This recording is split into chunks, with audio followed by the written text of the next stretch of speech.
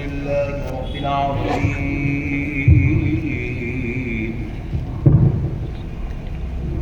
والصلاة والسلام على سيد الأنبياء والمرسلين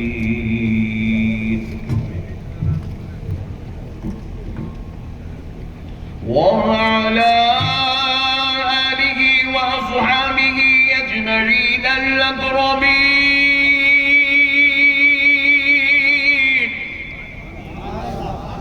أشهد أن لا إله إلا الله وحده لا شريك له وأشهد أن سيدنا ونبينا ومولانا محمدا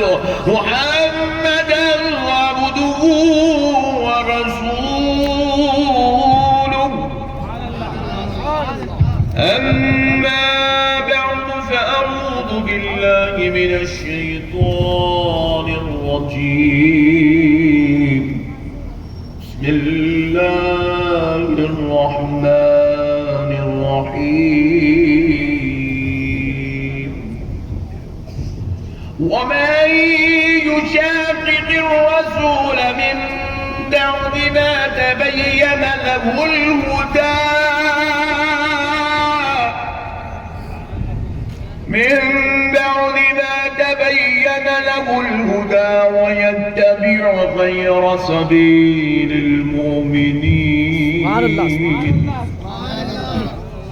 ويتبع غير سبيل المؤمنين نوله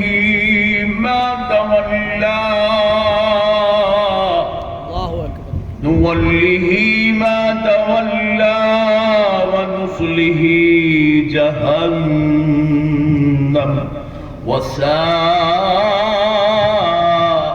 مصيرا.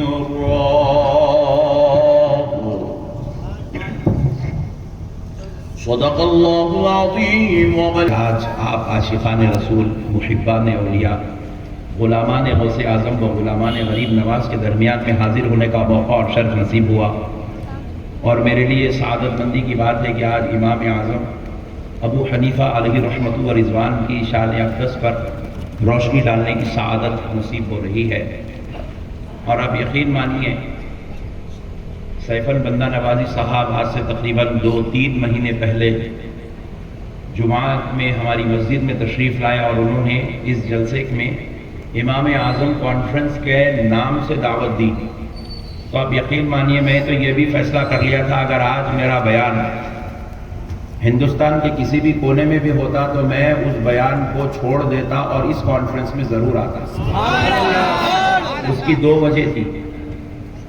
میرے کو جو بات عرض کر رہا ہوں اس کی 2 وجہ یہ تھی کہ انہوں نے پہلی بات کہی کہ امام اعظم کانفرنس ہے، اور ہمارے سنی حلقے میں فیضان غوث اعظم تو ہوتا ہے، فیضان امام حسین ہوتا ہے، مولود کعبہ کا جلسہ ہوتا ہے، رسول پاک کی میلاد ہوتی ہے، لیکن اگر کوئی نہیں ہوتا جلسہ تو وہ امام اعظم ابو حنیفہ کے نام کا جلسہ نہیں ہوتا. امام اعظم کی سیرت پر بات نہیں کی جاتی ہے، امام اعظم سے متعلق گفتگو نہیں کی جاتی ہے، جس کی وجہ سے آج امت مسلمہ کا ایک بڑا نوجوان طبقہ گمراہی کی ڈگر میں پھنستا چلا جا رہا ہے. آج اگر کسی عنوان پر سب سے زیادہ جلسے ہونے کی ضرورت ہے تاکہ ضدی اور شریر قوم کو بگڑنے سے بچایا جائے تو ان کے لیے امام اعظم کے کانفرنسز کی ضرورت ہے. لوگوں کو معلوم ہو کہ امام اعظم کون ہے، لوگوں کو معلوم ہو امام اعظم کا علم کیا ہے، لوگوں کو معلوم ہو امام اعظم کی تفقہ کی شان کیا ہے، امام اعظم کی حدیث کی جو ہے علمی صلاحیت کیا ہے، امام اعظم کی فہم و فراست کیا ہے، امام اعظم کا تقویٰ پرہیزگاری کیا ہے، امام اعظم کس کو کہا جاتا ہے، امام اعظم کی بشارت کس نے دی ہے، امام اعظم کو دعا کس نے دی ہے، امام اعظم کو دنیا کے اندر اللہ رب العزت نے کس مقصد کے لیے بھیجا ہے. آج کی نوجوان نسل اگرچہ کہ وہ دیندار ہو، اگرچہ کہ وہ دنیا دار ہو، اگرچہ کہ وہ دین سے کروڑوں میل دور ہو یا مسجد میں بیٹھا ہو، ہر ایک کو امام اعظم کے بارے میں معلوم ہونا بے حد ضروری ہے. تو جیسے ہی میں نے سن لیا یہ امام اعظم کانفرنس میں، بولا میں 100% آ رہا ہوں. دوسری وجہ یہ تھی کہ مجھے انہوں نے بتایا ہم سوچ رہے ہیں، ہم جو ہے یہ ڈیسائیڈ کر رہے ہیں علامہ ضیاء الدین نقشبندی صاحب کو ہم اس جلسے میں میں آپ کو آ رہا ہوں کیونکہ میں اپنے استاد محترم کا چہرہ نہیں دیکھا بہت دن ہو گئے تھے، اور جب سے سیف البندہ نوازی صاحب دعوت دے کے گئے 4 بار دیکھ لیا۔ سبحان اللہ بولو یار۔ بھائی تمہارے استاذ کی تعریف تم کرو، میرے استاذ کی تعریف میں کرتا ہوں۔ ہر بیٹے کو حق ہے اپنے باپ کی تعریف کرے، ہر مرید کو حق ہے اپنے پیر کی تعریف کرے، ہر شاگرد کو حق ہے اپنے استاذ کی تعریف کرے۔ تکبیر!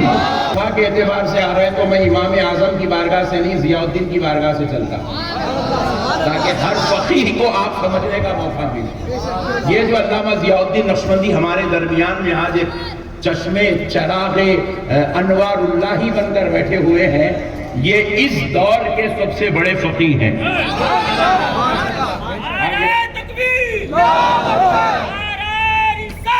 ٹھنڈے نعرے نکو لگاؤ بھائی، یہ ڈپلیکیٹ واقعہ ہونا ہی نہیں۔ ضیاء الدین نقشبندی صاحب میرے استاد محترم ہے، مجھے تعریف کرنے کا پورا حق ہے، اور حیدرآباد کے اندر ایک ایسے عظیم عالم دین ہیں، حیدرآباد کی عوام کو بلکہ پورے تلنگانہ کی قوم کو اس عالم کی قدر کرنی چاہیے۔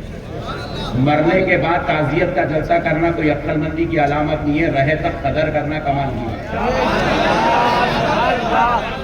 ان کا تعزیتی جلسہ، ان کا مرے تک تو ہاتھ نہیں چوما بیٹا، جلتا تھا دیکھ کے منہ چھڑا لیتا تھا، مرے وقت تعزیت میں جا کے بیٹھ رہا، ڈبل روٹی ملتی بول جن کے ایک ایک خطاب سے امت کے ایمان کو تحفظ نصیب ہوتا۔ حسد نہ کرے ان علماء اکرام سے، ان علماء اکرام حسد نہ کرے۔ اچھا ہم سے حسد کرنے والوں کو میں بعض اوقات پلٹ کے دیکھتا ہوں، انہیں بہت بڑا مولانا دیکھ کر اپنے سے جل رہا، پٹے کو سورہ فاتحہ پڑھنا نہیں آتا، اپنے سے جلتا۔ ہم بولے نو پرابلم بیٹے، تیرے سے 56 روزانہ ہماری مارکیٹ میں پھرتے رہتے، چل نکل یہاں سے۔ بہرحال تھوڑا جواب دینا ضروری تھا اس لیے دے دیا، آپ لوگوں کو نہیں سمجھ میں آتا، جس کو سمجھتا ہوں پورا سمجھ لیا، آپ ٹینشن نہ کرو۔ اب دوسرا مسئلہ سنو میرے پیارے بھائی، میں پورا ہندوستان پھرتا ہوں، بلکہ اللہ کا کرم میرے اساتذہ کی دعائیں ہیں، دنیا بھر کے 13 ممالک گیا، 13 ممالک صرف تقریر کے لیے 13 ممالک گیا۔ تو پیارے بزرگوں اور دوستوں، جہاں جاتا ہوں اسٹیجوں پہ بیٹھتا ہوں، 150 200 علماء اکرام، 100 50 25 30 علماء ہوتے ہیں۔ مجھ سے پہلے بھی کوئی علماء کا خطاب ہوتا ہے تو میں بیٹھتا ہوں، ان کو سنتا ہوں، مگر خدا کی قسم آج تک پورے ہندوستان میں کوئی عالم اس دماغ پہ چڑھائی چلی، ریئل فیکٹ، اللہ کی قسم کوئی نہیں چڑھا اس دماغ پہ اب تک ایک چڑھائی چلی۔ کہیں کو نہیں چڑھا بول کے میں خود سوچا ایک دن، کہیں کو چڑھتا کہیں کو نہیں۔ حالانکہ عالم دین ہے، مقرر ہے، شملہ ہے، جبہ ہے، خبہ ہے، چڑھتا کہیں کو نہیں میرے دماغ پہ۔ اس لیے نہیں چڑھتا، یہ آنکھ 8 سال تک مفتی ضیاء الدین نقشبندی کی صحبت میں بیٹھی ہوئی ہے۔ ضیاء الدین نقشبندی کو سنا ہے، یہ آنکھوں نے ضیاء الدین نقشبندی صاحب کو دیکھا ہے، میری آنکھ پر ان کی نام کا چشمہ لگا ہوا ہے۔ اب میں جس عالم کو دیکھتا ہوں، ان کے حوالے سے دیکھتا ہوں، ان کی صورت سے دیکھتا ہوں، جس عالم کو دیکھتا ہوں، ان کو ایک پلڑے میں رکھ کر اس کو دوسرے پلڑے میں رکھتا ہوں، جس عالم کا بیان سنتا ہوں، اس عالم کو ایک نظر میں رکھتا ہوں، اس کو دوسری نظر میں رکھتا ہوں۔ اللہ کی عزت و جلال کی قسم، آج تک پورے ہندوستان میں نے ضیاء الدین نقشبندی کا کوئی سالی نہیں پایا، اس لیے وہ میرے دماغ پہ نہیں چڑھ پاتا۔ آپ کو بھی ذرا علماء، ہمارے علماء کی قدر ہونا بلکہ آپ کو سنا رہا ہوں میں، آپ کو قدر ہونی چاہیے ہمارے علماء اکرام کی۔ الحمدللہ ایسے جلیل القدر ہستیاں ہمارے بیچ میں ہیں۔ ایک بات سنیے، میں ایک مرتبہ کسی کام سے دارالفتہ آیا تھا جامعہ نظامیہ، حالانکہ جب ہم پڑھ کے فارغ ہو گئے تھے نظامیہ سے تو مفتی عظیم الدین صاحب قبلہ رحمت اللہ علیہ سے ہماری بڑی محبت تھی۔ حضرت مجھ پر بڑی شفقت فرماتے تھے، حضرت مجھ پر بہت کرم کرتے تھے، دعاؤں سے سرفراز فرماتے تھے، تو میں حضرت سے وابستہ تھا، حضرت سے ملنے ملانے کے لیے، مسئلے مسائل پوچھنے کے لیے، دریافت کرنے کے لیے جامعہ نظامیہ آتا۔ تو میں جامعہ نظامیہ آیا تھا، دارالفتہ میں بیٹھا ہوا تھا، اور اصحاب کہف سے متعلق ایک مسئلے پر حضرت کے پاس جو ہے سوال آیا تھا، اور حضرت اس کا جواب تلاش کر رہے تھے۔ آپ یقین مانیے وہ اتنا پیچیدہ سوال تھا، اصحاب کہف سے متعلق پیچیدہ مسئلہ تھا۔ مفتی عظیم الدین صاحب قبلہ رحمت اللہ علیہ اس مسئلے کو تلاش کر رہے تھے۔ پھر اس کے بعد آپ کے جو ہے ساتھ میں اور بھی 2-4 جلیل القدر علماء جو اس وقت بھی جامعہ نظامیہ میں موجود ہیں وہ بھی موجود تھے، اور حضرت عبدالغفور صاحب قبلہ رحمۃ اللہ علیہ جو حال ہی میں پردہ فرمائے وہ بھی اس وقت وہاں دارالافتاء میں موجود تھے۔ آپ یقین مانیے میں اس نشست میں 1 گھنٹے تک میں بیٹھا رہا اور میں کچھ بات نہیں کر رہا، خاموش دیکھ رہا تھا، کیونکہ حضرت قبلہ چاہتے تھے کہ وہ مسئلہ نکل جائے، جواب مل جائے۔ دارالافتاء سے جو ہے لائبریری کو بھیجایا گیا، 6, 8, 10 کتابیں وہاں سے منگائی گئی، اس کے بعد اس کتابوں سے مسائل ڈھونڈ رہے ہیں، علماء کرام اس کو تلاش کر رہے ہیں، لیکن وہ مسئلہ نہیں مل رہا۔ تو آخر میں مفتی عظیم الدین صاحب ایک کتاب ایسے ٹیبل پہ رکھ کے فرمائے میاں ضیاء الدین کو فون ملاؤ بولے، اور اس وقت حضرت جو ہے اجلاس میں درس تدریس میں مصروف تھے، تو پھر دارالافتاء سے فون جو ہے محتمم صاحب کو ملایا گیا، محتمم صاحب کو بولا گیا کہ مفتی ضیاء الدین صاحب کو فون دیجئے۔ مفتی ضیاء الدین صاحب اس وقت جماعت میں پڑھا رہے تھے، درس دے رہے تھے، آپ کو وہاں سے جیسے اطلاع ملی، آج کا ایک دن بیٹھا رہا، ہم ہمیشہ یہ کرسی کے واسطے لڑتی رہی تھی، اللہ یہ کرسی پہ بیٹھنے والوں کو سلامتی نصیب کرے، بشرطے کہ وہ حیدرآباد کے ہوتے۔ مودی صاحب نے کتاب بند کر کے رکھ دی اور رکھ کے کہا کہ میاں ضیاء الدین صاحب کو فون ملاؤ۔ اسی وقت دارالافتاء سے محتمم صاحب کو فون ملایا گیا، محتمم صاحب اس وقت جو ہے ان کو کہا گیا کہ ضیاء الدین صاحب کو فون دیجئے۔ آپ گئے اجلاس سے، مفتی ضیاء الدین نقشبندی صاحب قبلہ مدد اللہ العالی داماد برکاتہ العالیہ کو بلایا گیا، اور آپ وہیں پر کھڑے رہے محتمم کے اجلاس میں۔ دارالافتاء سے بات ہو رہی ہے، میاں ضیاء الدین صاحب، مفتی عظیم الدین صاحب بات کر رہے ہیں فون پہ، کہا میاں ضیاء الدین یہ مسئلہ ہے، تو ضیاء الدین صاحب وہیں سے فون پہ کہہ رہے حضرت یہ کتاب میں ہے، فلاں ورق پہ ہے، فلاں آیت کے پاس ہے، فلاں جگہ پہ ہے، اور خدا کی قسم جو 1 گھنٹے میں مسئلہ حل نہیں ہوا تھا، اللہ نے میرے ضیاء الدین پر یہ کرم کیا کہ سرکار محدث دکن کا فیضان، امام انوار اللہ فاروقی کا فیضان، وہ مسئلہ 1 منٹ کے اندر حل ہوتا تھا۔ آپ میں پورا ہندوستان پھرتا ہوں، پورا ہندوستان۔ اس مارچ کے مہینے میں آپ یقین مانیے میرے 20 جلسے ہیں، جس میں سے اب تک میں 2 جلسے کر چکا ہوں۔ پہلا جلسہ بہار میں کیا، دوسرا جلسہ جھارکھنڈ میں کیا، آج تیسرا جلسہ آپ کے پاس کر رہا ہوں۔ 5 تاریخ ہے، 3 جلسے کر چکا ہوں، 30 تاریخ تک میرے 20 جلسے۔ 20 جلسوں میں آپ یقین مانیے میں علماء اکرام کو دیکھتا ہوں، سنتا ہوں، ہر چیز ان سے ملاقات ہوتی ہے، لیکن آپ قدر کیجئے ایسا عالم دین پورے ہندوستان میں مجھے کہیں نہیں ملا۔ آپ قدر کیجئے اپنے علماء کی، اپنی علماء کی قدر کیجئے، ایسا عالم مجھے نہیں ملا۔ آپ کو کہاں سے مٹھی ملے گا؟ نہیں مل سکتے میرے پیارے بھائی۔ ایک مرتبہ عرب سے کچھ مہمان جامعہ نظامیہ کے لیے تشریف لائے تھے، اور وہ جامعہ نظامیہ کا دورہ کرنا چاہتے تھے، جامعہ نظامیہ دیکھنا چاہتے تھے، جامعہ نظامیہ کے متعلق معلومات کرنا چاہتے تھے۔ شاید مجھے ذہن میں آ رہا ہے وہ کویت کا قافلہ تھا، اور اس وقت وہ قافلے کو لے آیا گیا۔ شیخ الجامعہ حضرت مفتی خلیل احمد صاحب قبلہ زین الفقہا مدد اللہ العالی کی بارگاہ میں اس قافلے کو لایا گیا۔ حضرت اپنی مسند سے کھڑے ہوئے ان کا استقبال کیا، ان کو بٹھائے، اور اس کے بعد وہ چاہتے تھے کہ نظامیہ کا دورہ کریں۔ آپ یقین مانیے اس وقت حضرت مفتی خلیل احمد صاحب ایک زبان ہو کر کہتے ہیں میاں ضیاء الدین صاحب کو بلا۔ ضیاء الدین صاحب آئے، کیونکہ وہ جانتے تھے ان کی طبیعتوں کو، ان کی مزاجوں کو اگر کوئی سمجھ سکتا ہے تو وہ ہمارے اس شہزادے کے اندر وہ شان ہے، اس امام انوار اللہ فاروقی کے نور نظر میں وہ شان ہے، اور جانتے تھے کہ اگر ان کو کچھ سمجھا بھی سکتا ہے تو اللہ نے یہ صلاحیت بھی ضیاء الدین صاحب کو عطا۔ میں خود ایک مرتبہ فضلان سر کی مسجد قادریہ میں امامت کرتا تھا، اور جب میں بالکل مولوی میں تھا، حضرت جو ہے وہاں پر درس حدیث کے لیے حضرت خواجہ شریف صاحب قبلہ رحمت اللہ علیہ کے ساتھ تشریف لاتے تھے۔ ایک حدیث شریف میں بیان کے لیے تیاری کر رہا تھا، تو ایک حدیث میری نظروں سے گزری تھی، اور میں وہ پڑھا، اور وہ کتاب مجھے یاد تھی، مگر وہ صفحہ، وہ باب مجھے یاد نہیں تھا، وہ حدیث میں نے کہاں پڑھی۔ وہ حدیث تھی ہمارے دادا پیر حضور سیدنا محدث دکن حضرت عبداللہ شاہ صاحب قبلہ نقشبندی مجددی قادری رحمت اللہ علیہ کی کتاب میں وہ حدیث تھی۔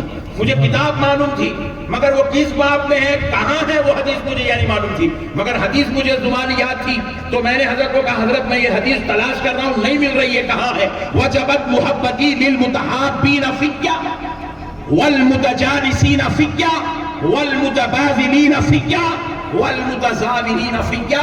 جب میں اس حدیث پاک کو حضرت کو سنایا، خدا کی قسم میں پوری حدیث کو اب سنایا، جب حضرت کو میں پوری حدیث بھی نہیں سنایا، حضرت حالانکہ وہ زجاجۃ المصابیح میں کہا میاں یہ باب میں ہے، یہ صفحے میں ہے، یہ صفحے میں کیا ہو یا نیچے لکھی ہوئی حدیث آپ کو.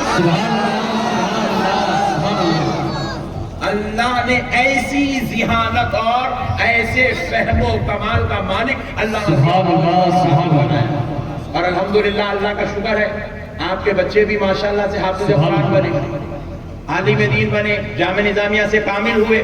لیکن آپ کو بچوں کو بھی میں دیکھ رہا ہوں ان لوگوں بھی ماشاءاللہ مصلی پہ کھڑے ہو گئے تو 2 دن میں پورے قرآن سنا دے رہے ہیں، 3 دن میں پورے قرآن سنا دے رہے ہیں. اللہ کا فضل ہے میرے بھائی، قدر کریے. نعمتیں ہیں، اللہ تعالیٰ کسی کو نعمت دیتا ہے اس کی قدر کرنا، اس کے ساتھ حسد نہیں کرنا، اس کی قدر کرنا. ہمارے پاس دیکھتے ہیں ہمارے پیر صاحب کا مرید ہے کیا کہتے حول ہے، تیرے پیر رہتے وہ کونے میں، ہم کئی کو مرید ہوں گے رہے تیرے پیر سے، کئی کو ہمارے پاس پیرا مر گئے.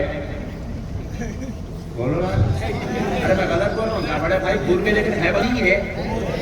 ہمارے پاس اللہ والے نہیں ہیں. ارے ہم جا کے کینیڈا میں کئی کو مرید ہوں گے جی، تم اندھے ہوں گے اس لیے تم ہوئے ہوں گے. خدا کی قسم نہ کینیڈا میں ویسا پیر ہے، نہ پاکستان میں ویسا پیر ہے، نہ ملیشیا میں ویسا پیر ہے، نہ امریکہ میں ویسا پیر ہے. مصری گنج کی دھرتی پر جیسا پیر بیٹھا ہوا. اللہ نے وہ پیر کا پیالہ ہم کو پلایا ہے.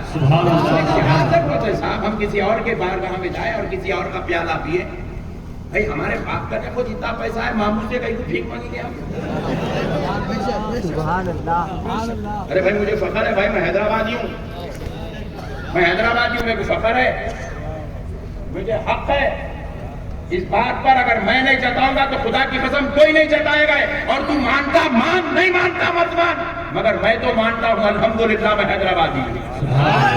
میاں بھائی ہوں، میاں بھائی حیدرآبادی ہو، تم مدینۃ الاولیاء میں رہتے ہو. تمہارے پاس دین کب آیا؟ حیدرآباد میں کب آیا دین؟ اجمیر کی دھرتی پر سرکار غریب نواز تشریف لائے. حیدرآباد کی دھرتی پر سرکار بابا شرف الدین صاحب قبلہ رحمۃ اللہ، اور سرکار بابا شرف الدین کو اور سرکار غریب نواز کو آپ تاریخ اٹھا کر دیکھیں صرف 25 سال کا فرق ہے. سبحان اللہ سبحان اللہ. آپ جا کے انہیں داڑھی کاٹ کے آیا اس کے مرید ہو جا رہے ہیں، انہیں زلفا چھوڑ لے کے آیا اس کے مرید ہو جا رہے ہیں، انہیں 23 روپے میں پلیتا دے رہا اس کے مرید ہو جا رہے ہیں، انہوں ٹی وی پہ اچھے دکھے گورے دکھے اس کے مرید ہو جا رہے ہیں. کیا ضرورت ہے رے بڑے بھائی؟ کئی کو شہر کا نام بدنام کر رہے ہیں تم لوگ. ارے میرے بھائی یہ مدینۃ الاولیاء ہے. میں پورا ہندوستان پھرتا ہوں، جتنی بارگاہیں اور جتنے بڑے بڑے جلیل القدر علماء اور اولیاء، صلحاء، محدثین، محققین، مفکرین اور عابدین، زاہد لوگ اس دھرتی پر ہے. اللہ کی عزت و جلال کی قسم نہ اتنے کامل لوگ نہ ممبئی کی دھرتی پر ہے، نہ لکھنؤ کی دھرتی پر ہے، نہ بنگلور کی دھرتی پر ہے، نہ مدراس کی دھرتی پر ہے، نہ کسی اور دھرتی پر ہے. اللہ نے اس دھرتی پر جتنے لوگوں کو یہاں پر جمع فرمایا. قدر کرو اپنے علماء کی، قدر کرو اپنے شہر کی، قدر کرو اپنے بزرگوں. اللہ نے محدث دگن پیدا کرنا چاہا پورے ہندوستان میں کہیں اور نہیں. اللہ نے اس عظیم الجلیل القدر ہستی کو، اس عظیم المرتبت جلیل القدر ہستی کو اللہ نے دکن میں حیدرآباد کی زمین کے لیے منتخب کرنا. حالانکہ حضرت پیدا ہوئے مہاراشٹر میں، لیکن اللہ نے بھیجایا دکن کی دھرتی، سبحان اللہ، حیدرآباد کی زمین پر بھیجایا. آپ قدر کرو اس زمین کی، اس شہر کی. اللہ نے بانی جامع نظامیہ امام انوار اللہ فاروقی، یہ کسی مولوی کا انتخاب نہیں ہے. بیانیہ جامع نظامیہ یہ کسی عالم کا انتخاب نہیں ہے. یہ کسی مفتی کا انتخاب نہیں ہے، یہ کسی ولی کا انتخاب نہیں ہے۔ ارے حیدرآبادیوں کان کھول کے سنو، یہ مدینے والے مصطفیٰ محمد الرسول اللہ کا انتخاب ہے۔ یہ پیدا کہاں ہوئے؟ مہاراشٹر کی دھرتی پر پیدا ہوئے۔ رہنے کہاں گئے تھے؟ اپنے آقا کے شہر میں چلے گئے تھے۔ سب کچھ چیزوں کو آپ قطع تعلق کر کے آپ مدینہ الرسول میں پہنچ گئے، رسول اللہ کی دھرتی پر چلے گئے، بارگاہ مصطفیٰ میں چلے گئے، مدینے پاک میں قیام کرنے لگے۔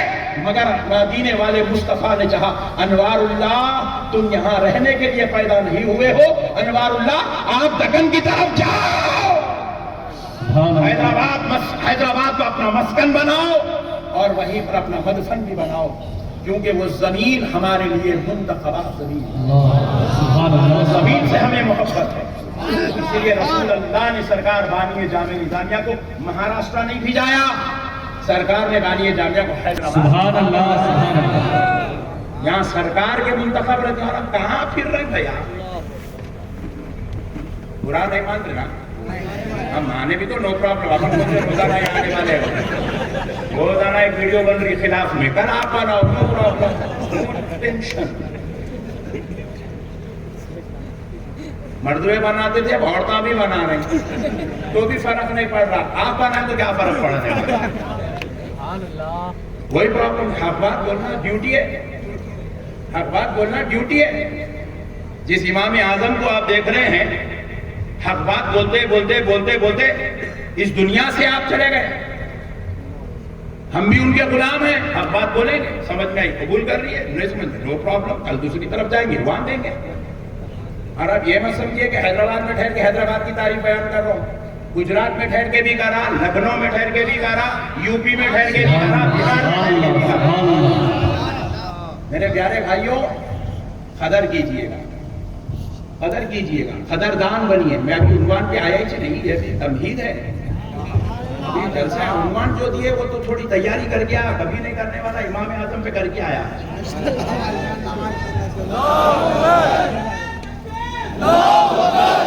ہے۔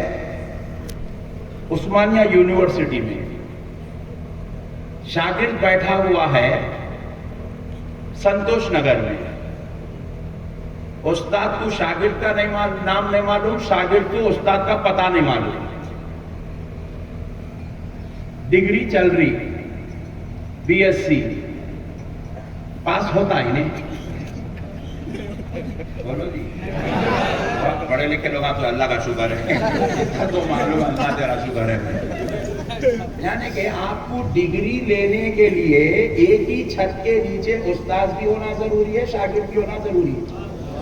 کم سے کم کالج کو نہیں گیا تو نہیں گیا، سبجیکٹ کی کلاس میں بھی اٹینڈ کر لیا، شام میں جا کے استاد کے گھر پہ تو بھی پڑھ لیا، تو بس ہے، ضروری ہے نا بھائی۔ اب میرے کو آپ بولیے، یہ استاد کے پاس آپ جا کے یونیورسٹی پڑھ رہی ہیں، بدلے میں کیا ملنے والا ہے؟ ڈگری۔ اور ہمارے پاس تو حیدرآباد میں ایسے انٹیلیجنٹ بچے ہیں، MBA کرا، کال سینٹر میں جاب کرتا، اتنے انٹیلیجنٹ ہے پٹھے اپنے پاس، کرتا MBA، جاب کرتا کال سینٹر میں، اور ہے انجینئر۔ میں پوچھا کیا کر رہا پٹھے؟ بولے تو انہیں بولتا صاحب میں سول انجینئر ہوں، مگر جو ہے میں آسٹریلین کمپنی کو، امریکن کمپنی کو، انگلینڈ کی کمپنی کو، ان لوگوں کے جو ہے بینک کو جاب کر رہا ہوں، لو کمپنی۔ یہ گمت ہے میاں بہن، انجینئر بنتا سول، جاب کرتا بینک کو۔ انہیں بول رہا کیا تو بھی ہوتے حضرت پیسے آئے تو بس ہے، نو پرابلم۔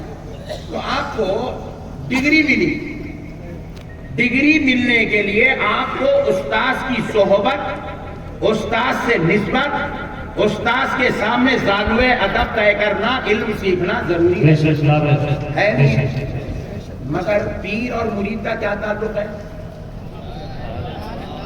پیر مرید کی صحبت میں، مرید پیر کی صحبت میں بیٹھ کے کوئی ڈگری لینا نہیں ہے، وائٹ ٹو بی نوٹڈ۔ پیر کی صحبت میں بیٹھ کے کوئی ڈگری لینا نہیں ہے، پیر کی صحبت میں بیٹھ کے نام کے ساتھ چشتی، قادری، نقشبندی، سہروردی لکھنا نہیں ہے۔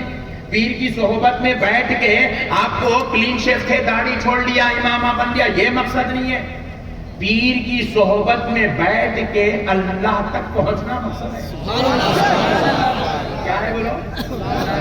اپنا ہاتھ پیر کے ہاتھ میں دیے اور پیر صاحب ان کا ہاتھ ان کے پیر کے ہاتھ میں دیے اور انہوں ان کے پیر کے ہاتھ میں دیے، انہوں ان کے پیر کے ہاتھ میں دیے، انہوں ان کے پیر کے ہاتھ میں دیے. سارے پیروں کا ہاتھ چلتے چلتے پیرانے پیر کے ہاتھ میں ہے. پیرانے پیر کا ہاتھ اوپر چلتے ہوئے سرکار جنید بغدادی کے ہاتھ میں ہے. جنید بغدادی کا ہاتھ سری السقطی کے ہاتھ میں ہے. سری سقطی کا ہاتھ اوپر چلتا ہوا حضرت مولا علی کے ہاتھ میں ہے. مولا علی کا ہاتھ رسول اللہ کے ہاتھ میں ہے. رسول اللہ کے ہاتھ پر اللہ کا ہاتھ. کس کا ہاتھ ہے؟ یہ ہاتھ دینے کا مقصد ہی یہ ہے بیعت کرتے وقت مصافحہ کرنا یا کپڑا پکڑنا. یہ بیعت کرتے وقت مسئلہ یہ ہے تاکہ یہ نسبت یہ چین قائم ہو جائے. تو مرید بن کے آپ کو نام کے ساتھ ٹائٹل لکھنا نہیں ہے. نقشبندی ہو گیا، چشتی ہو گیا، قادری ہو گیا، یہ ہو گیا. شملہ بننا مقصد نہیں ہے. شملہ بننا ہے تو مولوی کی صحبت میں بیٹھ. داڑھی چھوڑنا ہے تو کسی اچھے نیک آدمی کی صحبت میں بیٹھ. پیر کی صحبت میں بیٹھ کے اللہ سے ملنا ہے، عرفان مصطفیٰ حاصل کرنا ہے، معرفت الہی حاصل کرنا ہے. تو اب سنو، استاذ کی مجلس میں نہیں بیٹھا تو علم نہیں آتا. پیر کی مجلس میں نہیں بیٹھا تو رب کہاں سے ملتا؟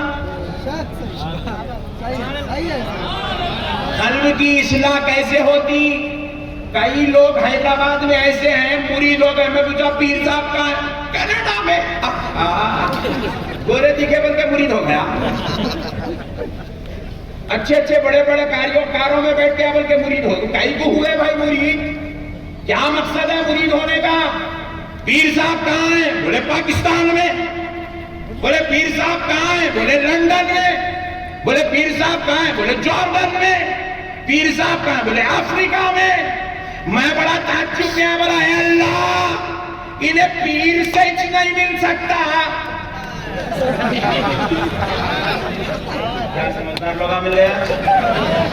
میں صحیح بول رہا ہوں غلط بول رہا ہوں؟ انہیں پیر سے ہی نہیں مل سکتا. مودیانے دیتا نہیں، انہیں وہاں چاہتا نہیں ملا تو پھر اللہ سے کب ملتا؟ اور ایک جنم لیتا کیا؟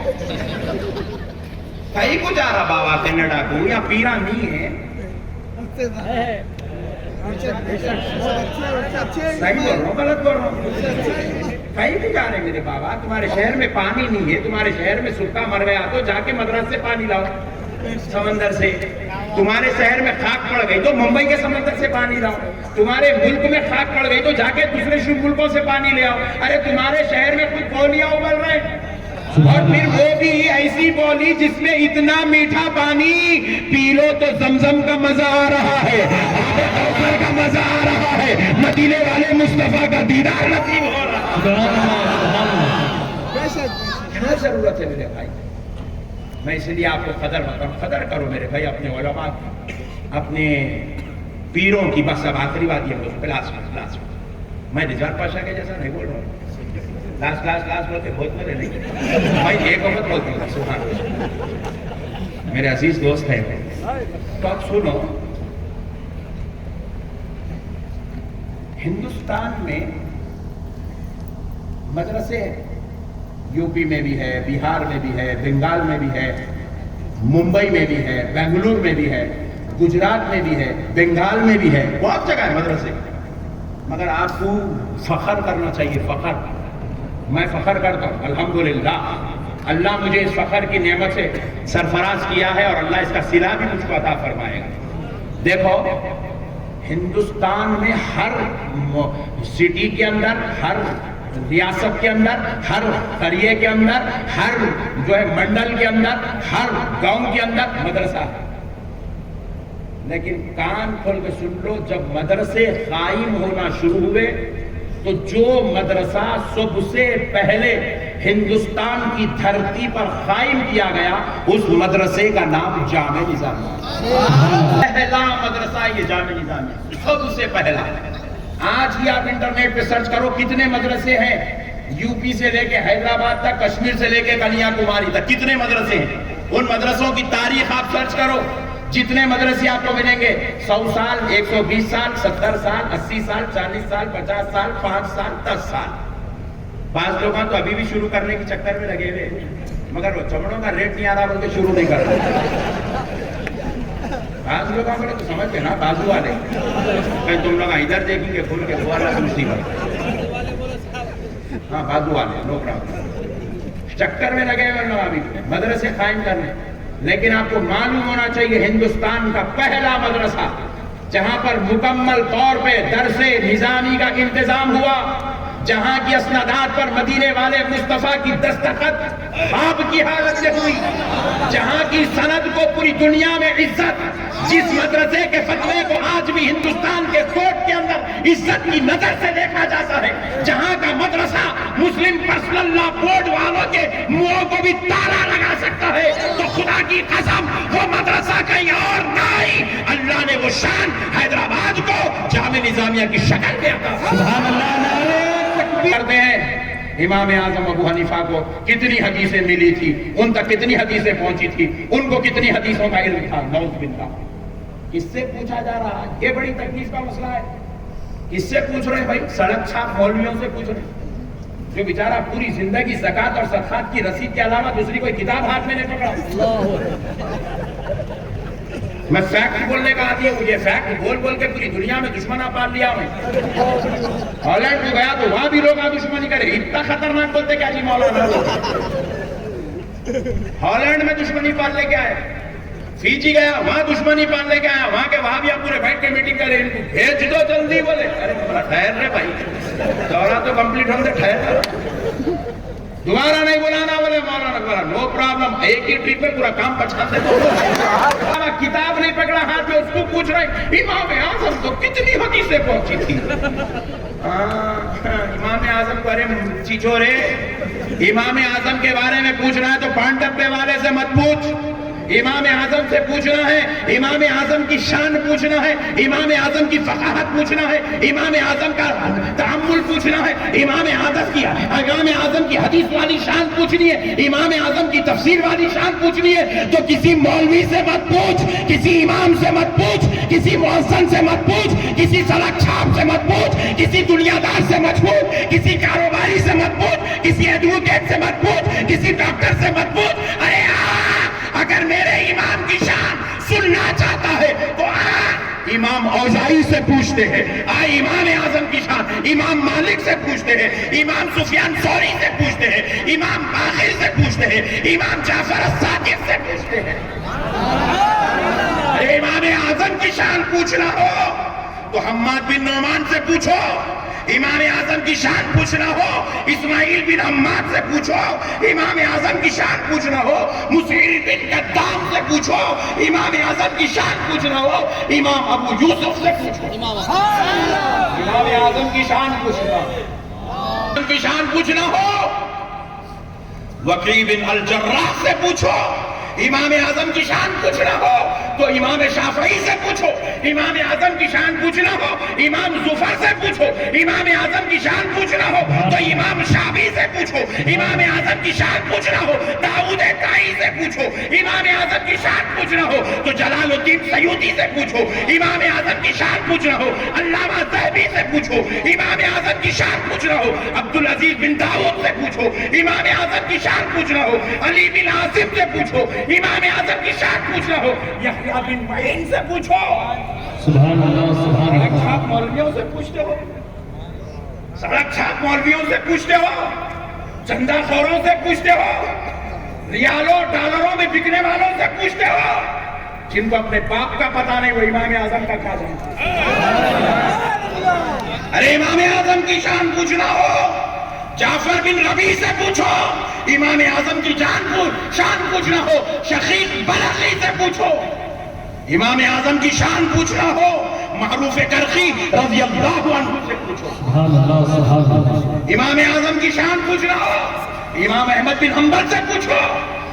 امام اعظم کی شان پوچھنا ہو حماد بن سلمہ الاکوع سے پوچھو. امام اعظم کی شان پوچھنا ہو مقاتل بن حیان سے پوچھو. امام اعظم کی شان پوچھنا ہو ابو مطیع سے پوچھو.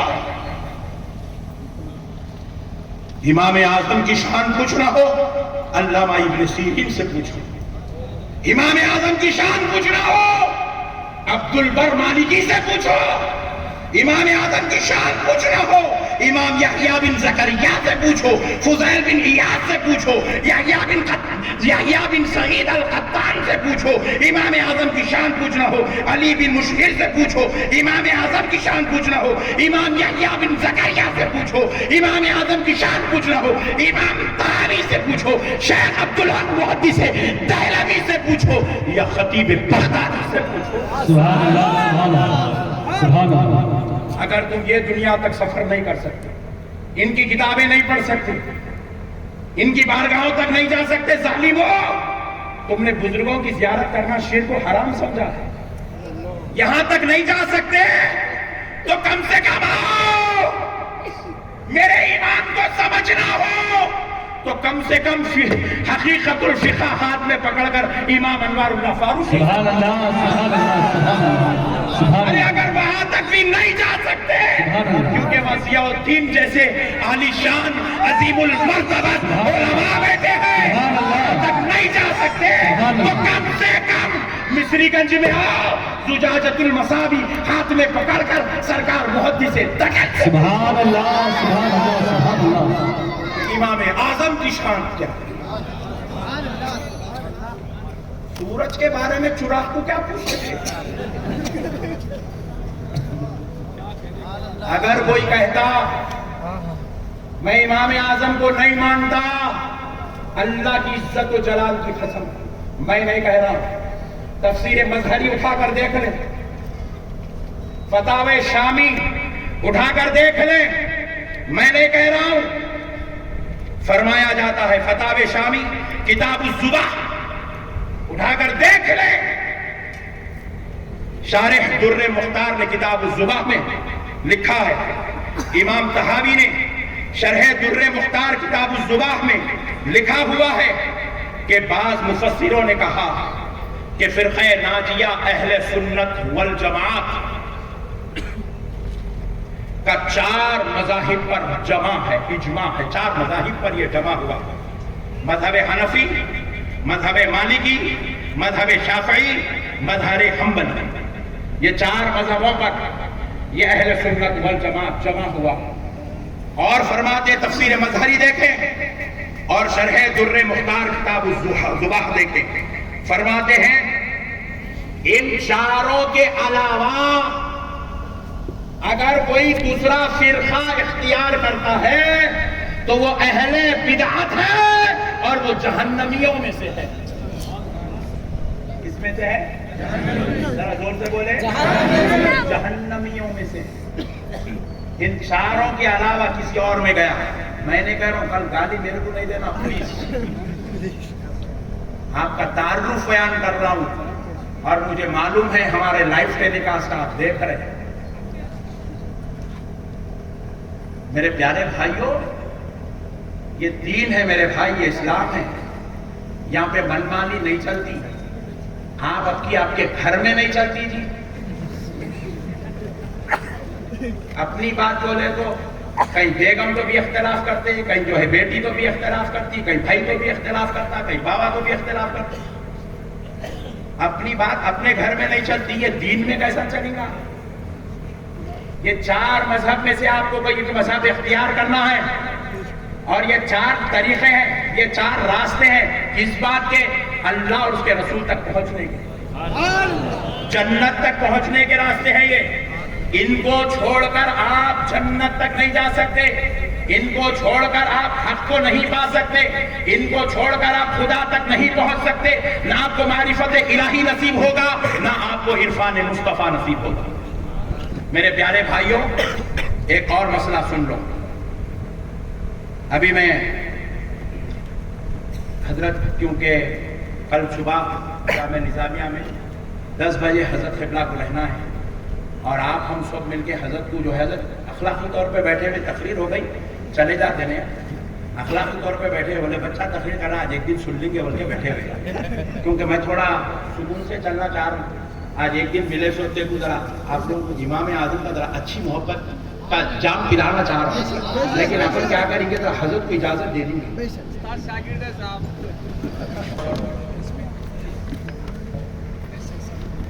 اب پھر ہم چلتے ہیں.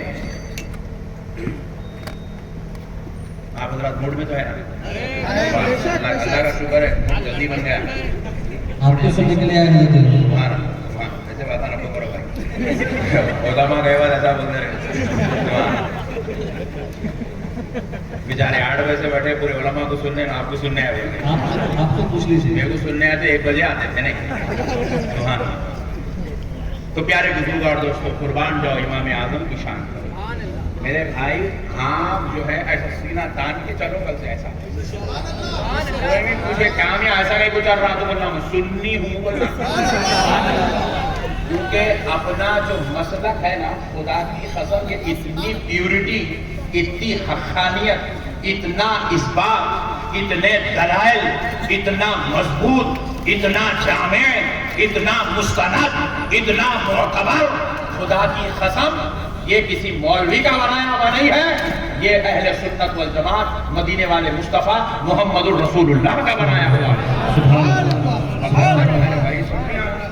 صاحب ہے کرتے نا نہیں کرتے نا کیا کی کرتے نا، یہ بھانگتے بنا نہیں کرنا ہے، بھانگتے بنا کرنا ہی نہیں. آپ سننی ہے سینہ ٹھوک کے بولنا، ٹھوک کے. آپ کی علمی قابلیت سے آپ کو ٹینشن رہنا، مگر آپ کے سنی ہونے پہ آپ کو کوئی ٹینشن نہیں ہونا. خدا کی قسم یہ نعمت اللہ آپ کو مفت میں دے دیا، مفت میں. اماں دعا کرے اللہ میرے کو بیٹا دے، بیٹا دے، بیٹا دے. بس 7 سال کے بعد آیا، مگر اماں سننی تھے نہیں بولے. اللہ بنا بیٹا بھی دے دیا اور الحمدللہ اہل سنت کا ماحول بھی دے دیا. اور الحمدللہ عقیدے کے اعتبار سے آپ سنی ہیں اور فقہ کے اعتبار سے آپ حنفی ہیں. کیا ہے آپ؟ ذرا زور سے بولو، اور زور سے بولو، حنفی. الحمدللہ آپ خالی سنتوش نگر والے اولڈ سٹی والے حنفی نہیں ہیں. آپ کی اطلاع کے لیے عرض کر رہا ہوں پوری دنیا کے اندر آج بھی 80% مسلمان حنفی. 80% مسلمان حنفی، 80%. ارے بھائی کیوں نہ ہو ہم حنفی؟ اب ذرا غور کیجیے آپ، امام شافعی رحمت اللہ علیہ کون ہے؟ امام شافعی شافعی مسلک کے فاؤنڈر ہیں. امام شافعی، امام شافعی کے استاد ہیں حضرت سیدنا عبداللہ ابن مبارک. کون ہے امام شافعی کے استاد؟ بولو ذرا. عبداللہ ابن مبارک. امام شافعی کے استاد ہیں عبداللہ ابن مبارک. اور امام شافعی کے عبداللہ ابن مبارک امام شافعی کے استاد، اور عبداللہ ابن مبارک کے استاد امام اعظم ابو حنیفہ. آپ اندازہ کیجئے کیا شان ہے ہمارے امام اعظم کی. اور اب امام شافعی کے الفاظ سنیے. امام شافعی رحمت اللہ علیہ فرماتے ہیں سب لوگ پوری دنیا کے علماء، جتنے قرآن و تفسیر پڑھنے والے، جتنے حدیثوں کی پر بحث کرنے والے، جتنے اسناد پر روات پر بحث کرنے والے، جتنے تعدیل اور جتنے حضرات جو ہیں بحث کرنے والے ہیں، فرمایا جاتا ہے امام شافعی فرماتے ہیں علمی بحث کرنے والے، گفتگو کرنے والے جتنے لوگ اس دنیا میں ہیں، اس زمین پر ہیں، وہ سب کے سب فقہ میں امام اعظم ابو حنیفہ کے محتاج ہیں. امام شافعی کہہ رہے بھائی، امام شافعی کہہ رہے وہ ابو حنیفہ کے محتاج ہیں. کیوں محتاج ہیں؟ امام شافعی خود فرماتے ہیں کیونکہ ہم نے ان سے بڑھ کر اس زمین پر کسی فقیہ کو نہیں دیکھا. فقہ کے جاننے والے کو ہم نے امام اعظم سے بڑھ کر نہیں دیکھا. امام شافعی فرماتے شافعی اپنے شافعی ہونے پہ فخر تو کر سکتا، لیکن حنفیوں کو فائٹ نہیں کر سکتا. کیوں نہیں کر سکتا؟ سنو، امام شافعی رحمت اللہ علیہ ایک مرتبہ امام اعظم ابو حنیفہ رحمت اللہ علیہ کی مزار پر تشریف لائے. ساری رات علمی مباحث میں گزر گئی. فجر کی نماز کا وقت ہوا تو امام شافعی رحمت اللہ علیہ اس دن فجر کی نماز میں دعائے قنوت اپنی تحقیق کے مطابق جو ہر دن فجر میں پڑھا کرتے تھے، اس دن مزار ابو حنیفہ پر کھڑے ہو کر انہوں نے دعائے قنوت نہیں پڑھا. شاگردوں نے پوچھا حضور آپ دعائے قنوت آج نماز میں نہیں پڑھے، کیا بات ہے؟ تو کہا میاں اتنے بڑے امام کی بارگاہ میں آ کر، اتنے بڑے امام کی بارگاہ میں کھڑے ہو کر ان کی تحقیق کو چھوڑ کے اپنی تحقیق پہ عمل کرنا حماقت ہے. اس لیے اب امام شافعی اپنی تحقیق کو چھوڑ دیا، امام اعظم ابو حنیفہ کے طریقے کے مطابق سبحان اللہ سبحان اللہ سبحان اللہ. فخر کرو اپنے حنفی ہونے پر، فخر کرو اپنے سنی ہونے پر، فخر کرو اپنے مومن ہونے پر. اللہ کا احسان ہے میرے بھائی. امام مالک رحمت اللہ علیہ فرماتے ہیں مسلک مالکی کیا کے امام ہے؟ کون ہے مسلک؟ ذرا زور سے بولے. مسلک مالکی کیا کے امام ہے؟ امام مالک رحمت اللہ علیہ فرماتے ہیں اگر کسی کو نعمان بن ثابت کو سمجھنا ہو تو وہ ان کی مجلس میں بیٹھ کر کسی ایک جھاڑ پر گفتگو کرنا شروع کر دے، اور اگر نعمان بن ثابت چاہے اللہ نے ان کو ایسی ذہانت، ایسا علم اور ایسی فقاہت عطا فرمائی کہ وہ چاہے تو وہ جھاڑ کو بھی سونے کا ثابت کر سکتے ہیں. امام مالک کہہ رہے ہیں. اور اب آؤ حنبلیہ مسلک کے امام حضرت سیدنا امام احمد بن حنبل کی بارگاہ میں چلتے ہیں. امام احمد بن حنبل نے فرمایا، کون ہے امام احمد بن حنبل؟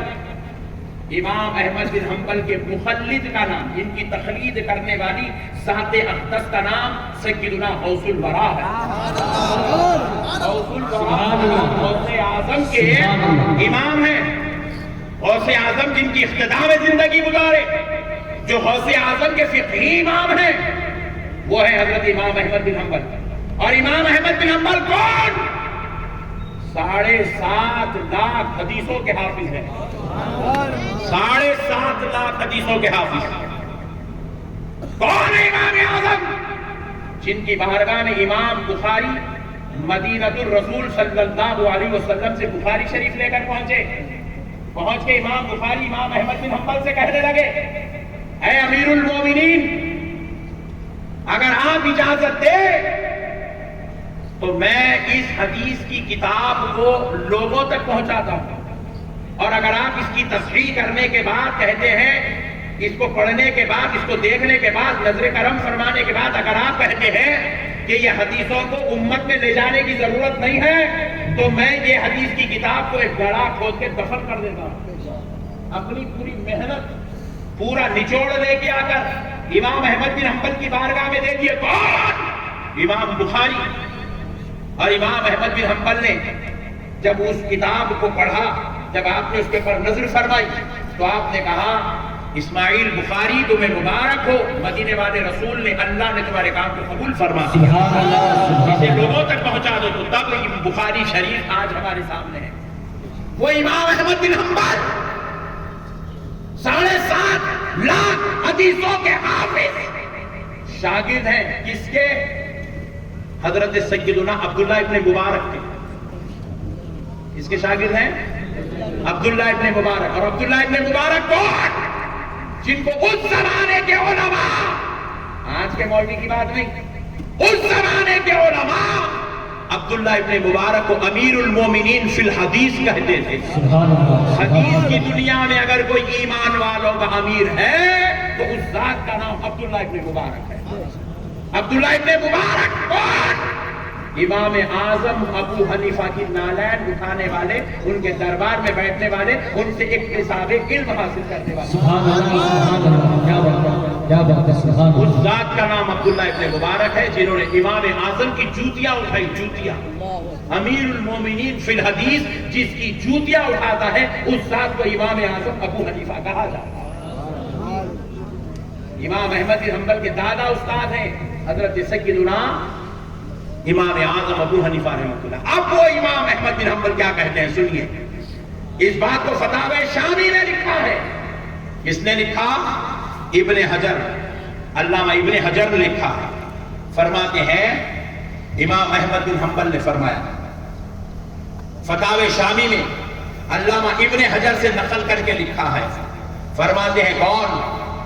امام احمد بن حنبل فرماتے ہیں کہ ابو حنیفہ رحمت اللہ علیہ علم میں، تقوی میں، زہد میں، ورع میں، عبادت میں اور دیگر معمولات میں، تلاوت قرآن میں، اخلاق میں، علم میں، فقاہت میں، فہم میں، فراست میں، ان کا کوئی ثانی ان کے جیسا اس زمین پر پیدا ہی نہیں ہوا. سبحان اللہ سبحان اللہ احمد بن حنبل فرمائے، سبحان اللہ امام احمد بن حنبل فرمائے ان کا ثانی اس زمین پر پیدا نہیں ہوا. ان کا ثانی اس زمین پر پیدا نہیں ہوا.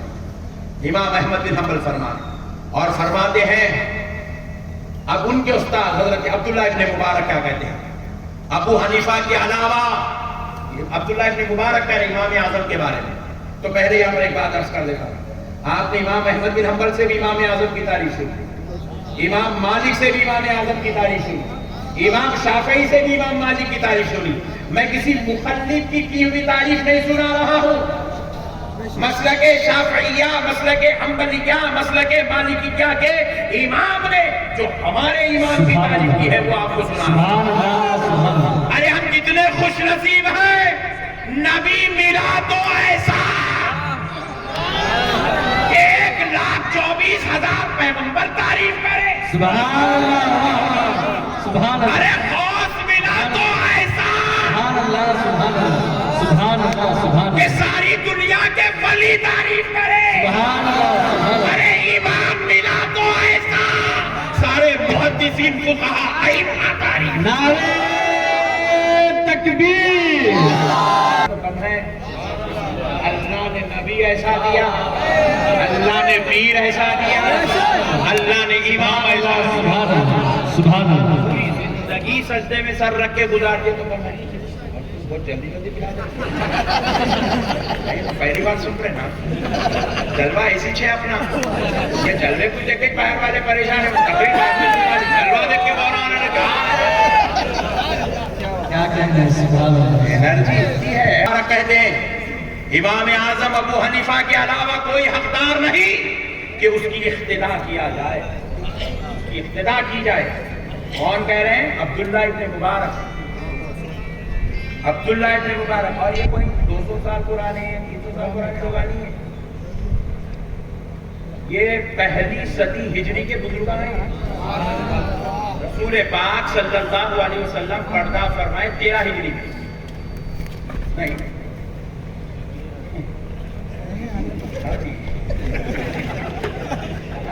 یہاں پہ ہم کو یہ سب باتیں کہیں کو نا آپ نے کو فیس بک کو نا یوٹیوب میں کیا ہو رہا روز کتنے رابطہ آ رہا یہ ہو رہا من کریے ہارے نہیں. اب دیکھیں گے ابھی تو جوان میں بعد میں دیکھیں گے 60 سال کی عمر میں مر گئے. پڑھتے صاحب نماز جنازہ پڑھایا، آخری دیدار کرا، سلام پھیرا، دیدار کرا، دیکھا ایسا کلین شیو ہو کے گئے. امام اعظم پوری زندگی میں 40,000 مرتبہ قرآن پڑھے. امام شعبہ، امام عاصم کوفی رحمت اللہ علیہ کے 2 خاص شاگرد تھے، امام شعبہ، امام حفص.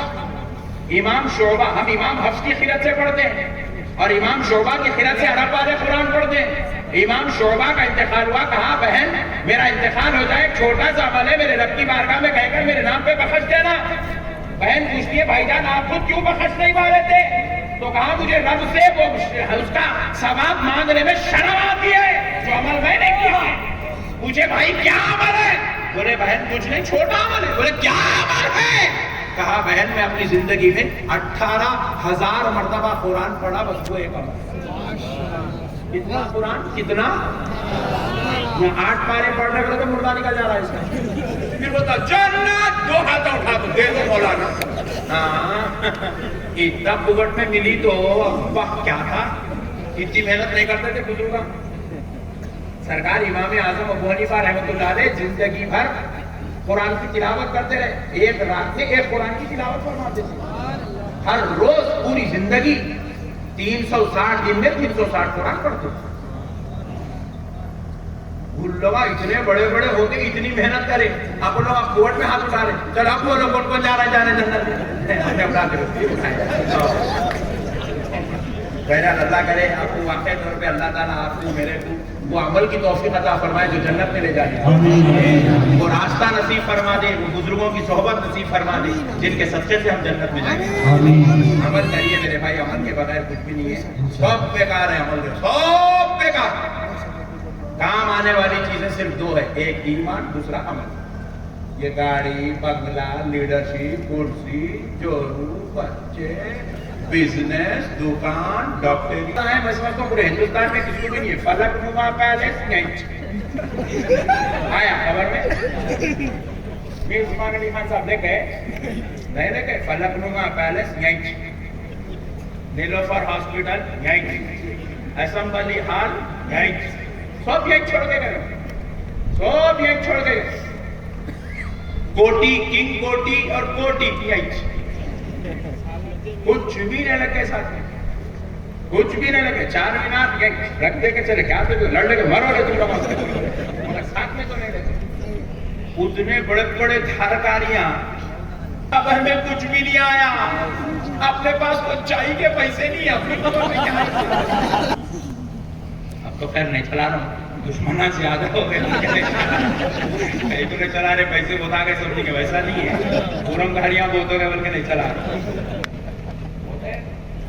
کیا کریں گے, ان کو دیکھا تو ان کو نہیں دیکھ سکتے. پھر تو گھور لیتے رہے, میں اپنے بھائیوں کو سمجھا لیتا ہوں بول کے نکل رہا. ہم کیسا جی رہے ہمارے کو معلوم, پٹھے ہمارے چھپو لوگ ہیں, حوصت کرتے حاصلہ بولتے ہوئے اہل سنت میں. اللہ رحم کرے. بہرحال حسن قادری صاحب کی دعا رہی تو انشاءاللہ اللہ ان کے دل میں بھی محبت ڈال دیں گے انشاءاللہ. آمین آمین. پیارے بزرگوں اور دوستوں, تو پیٹرول پمپ پہ میں بائک لے کے پہنچا, اسپلینڈر تھی, غریب بندی کا چھوٹی موٹی, شریف اسپلینڈر لے کے پہنچا. میرے ساتھ ایک بچہ تھا, اس کا نہیں تھی پلسر 220.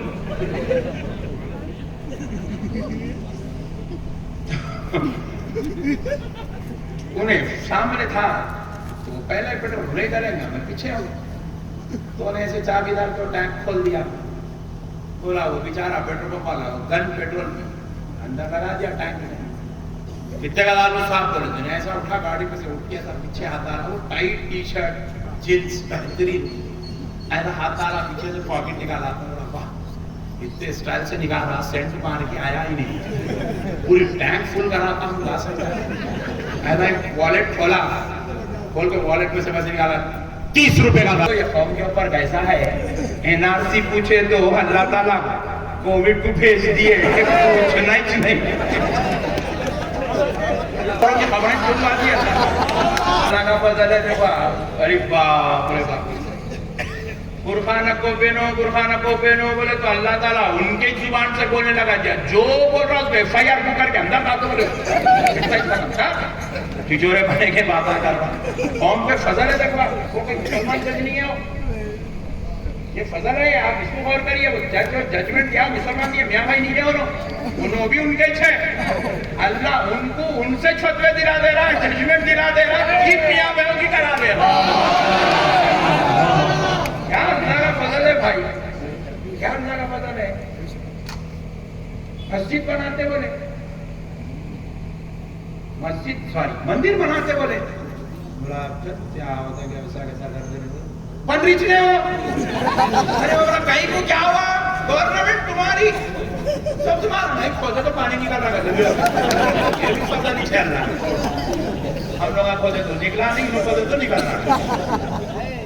کہاں ہے وہ مسئلیت, اللہ ہی بتا. اپن پل رہے نہیں جی, اللہ مصطفیٰ کے صدقے میں پال رہا, غریب نواز کے صدقے میں اللہ سنبھال رہا. سمجھو میرے بھائی, اللہ کے واسطے سمجھو. آؤ میرے پیارے دوستو, چلتے ہیں پھر امام اعظم کی بارگاہ میں. حضرت سیدنا عبداللہ ابن مبارک فرماتے ہیں, کوئی حقدار نہیں ہے کہ اس کی اقتدا کی جائے. اگر کوئی حقدار ہے اس زمین پر جس کی اقتدا ہو سکتی ہے تو عبداللہ ابن مبارک فرما رہے وہ صرف اور صرف امام اعظم ابو حنیفہ کی اقتدا ہو سکتی ہے. یہ لوگ کوئی 14ویں صدی کے 13ویں صدی کے 12ویں صدی کے لوگ نہیں ہیں جو ہمارے امام کی شان اس طرح بیان کرا رہے ہیں۔ سرکار امام اعظم ابو حنیفہ 80 ہجری میں پیدا ہوئے، پہلی صدی ہجری میں رسول اللہ پردہ فرمائے 13 ہجری میں یہاں سے گیا تھا وہ آپ کے پاس جنت میں لے جانے، آپ کو ہاتھا اٹھایا 13 ہجری میں حضور پردہ فرمائے، 80 ہجری میں امام اعظم دنیا میں تشریف لائے۔ تو اب آپ بتاؤ رسول اللہ اور امام اعظم کے بیچ میں صرف اور صرف 67 ایئرز کا گیپ ہے۔ دونوں کے بیچ میں جو گیپ ہے وہ صرف 67 سال کا گیپ ہے دونوں کے بیچ میں۔ رسول اللہ کے پردہ فرمانے اور امام اعظم کے دنیا میں تشریف لانے میں صرف 67 سال۔ اور ایک بات بھی سنو، بات جاہل لوگ بولتے ہیں امام اعظم کی کتاباں کہیں کو نہیں لکھے، امام اعظم کو حدیث نہیں آتے تو پھر حدیث کی کتاب کہیں کو نہیں لکھے۔ ابے دیوانے، تو گاؤں والا ہے تو اس لیے تو ایسے سوال نہ کرتا۔ یہ دور کتاب کا نہیں ہے، یہ دور کتاب کا نہیں ہے۔ میرے کو ابھی ایک محدث کی تاریخ وفات معلوم کرنا تھا تو میں کتاب پڑھ کے رہنے گیا، اسٹیج پہ بیٹھ کے دیکھا حضرت کے بازو بیٹھ کے۔ انٹرنیٹ پہ مار لو آپ کو پوری دنیا کے پورے محدثوں کی تاریخ مل جاتی ہے، ان کا پورا ویکیپیڈیا آپ کو مل جاتا ہے، ان کی پوری سوانح، ان کی سیرت پوری آپ کو مل جاتی ہے۔ عربی میں بولو عربی میں ملتی، انگلش میں بولو انگلش میں ملتی، اردو میں بولو اردو میں ملتی۔ یہ دور کتاب کا نہیں ہے، یہ ٹیکنالوجی کا دور ہے۔ مگر آج سے 40 سال پہلے سے لے کر تقریباً 1000 سال پہلے تک 1000 سال کا جو دور گزرا وہ کتاب کا دور ہے۔ کس کا دور ہے وہ؟ بولو ذرا۔ اس سے پہلے کے 200 300 400 سال جو گزرے، 1000 سال سے پہلے جو 400 سال رسول اللہ صحابہ تابعین تبع تابعین ائمہ محدثین کا جو دور گزرا کان کھول کے سنو، یہ کتاب کا دور نہیں تھا، یہ ذہنوں میں اخذ کرنے کا دور تھا۔ کیا دور تھا؟ امام بخاری شریف کے اندر حدیثیں کتنی جمع کرے؟ 10,000 سے زائد 10,000 سے زائد۔ کیا امام بخاری 10,000 ہی معلوم تھے؟ Point to be noted. Imam Bukhari کو کیا خالی 10,000 معلوم تھے؟ جواب ملا نہیں۔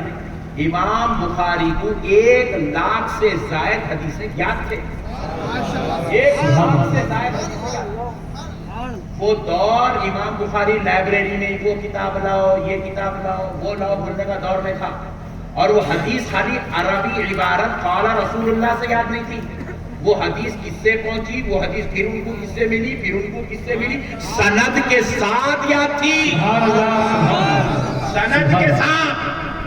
اور اسی سند پر جرح و تعدیل بڑے بڑے ائمہ کیا کرتے تھے، اور ان کو جرح و تعدیل کے لیے کوئی کتاب دیکھنے کی ضرورت نہیں تھی، ان کے ذہنوں کو اللہ نے وہ صلاحیت عطا فرمائی، وہ صلاحیت اللہ نے ان کو عطا فرمائی۔ سرکار سیدنا امام احمد بن حنبل کو 7.5 لاکھ حدیثیں یاد تھی، ان کا جو ذہن تھا وہ لائبریری تھا، لائبریری۔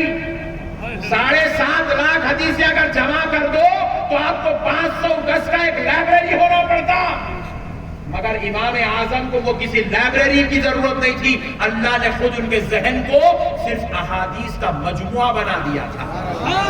7.5 لاکھ حدیث۔ اور ایک بات سنو، وہ 7.5 لاکھ حدیثوں میں خالی 7.5 لاکھ ایسے نہیں تھے، 2 لاکھ حدیثیں موضوع حدیثیں یاد تھے، موضوع۔ لوگ آپ پوچھے حضرت یہ موضوع حدیث ہے، یہ کیسے یاد کر رہے؟ تو میں اس لیے یاد کر رہا ہوں تاکہ جب صحیح حدیث موضوع حدیث دونوں کو سامنے رکھوں گا تو سامنے والے کو سمجھانے میں آسانی ہو جائے گی۔ جو غلط حدیثیں چھڑ دیے تھے وہ 2 لاکھ یاد کریں امام حضرت امام احمد بن حنبل۔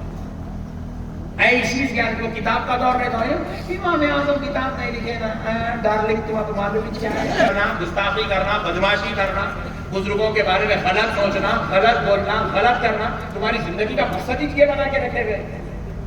تم کبھی زانو ادب طے کرو، کبھی آؤ بزرگوں کا جھوٹا پیو، ان کی خدمت کرو، تو پھر تم کو کچھ نصیب ہو جائے گا، کچھ نصیب ہو جائے گا، کچھ نصیب ہو جائے گا۔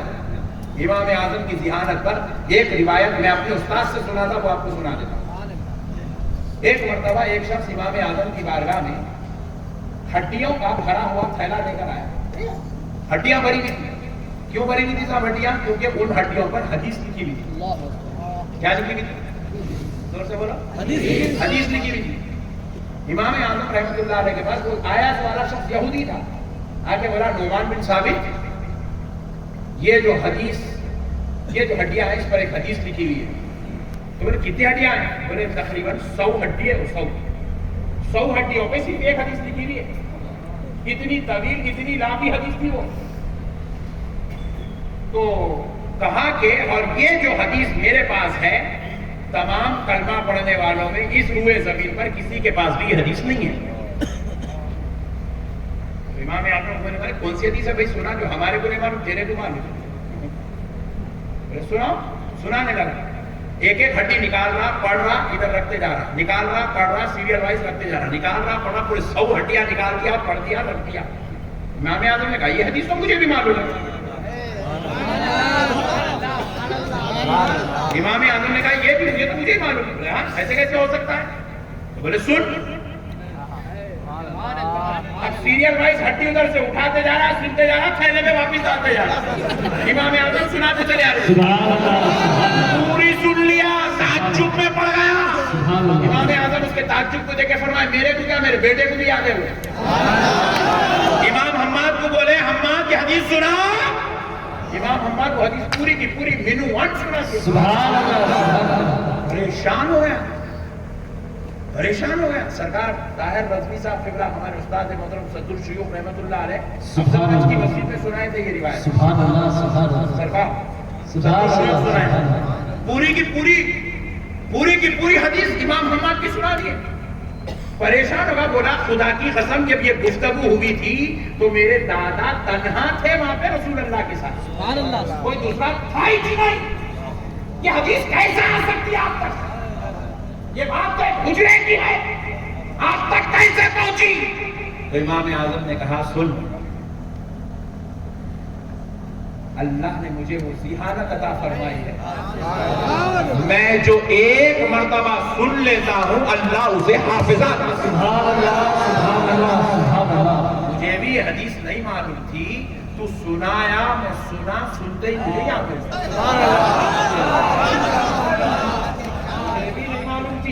سنایا میں سنا سنتے ہی یاد ہو گئی تھی. اچھا بولے آپ میں سنایا آپ کو یاد ہو گئی بیٹے کو. ارے خون میں خون کا اثر نہیں ہے.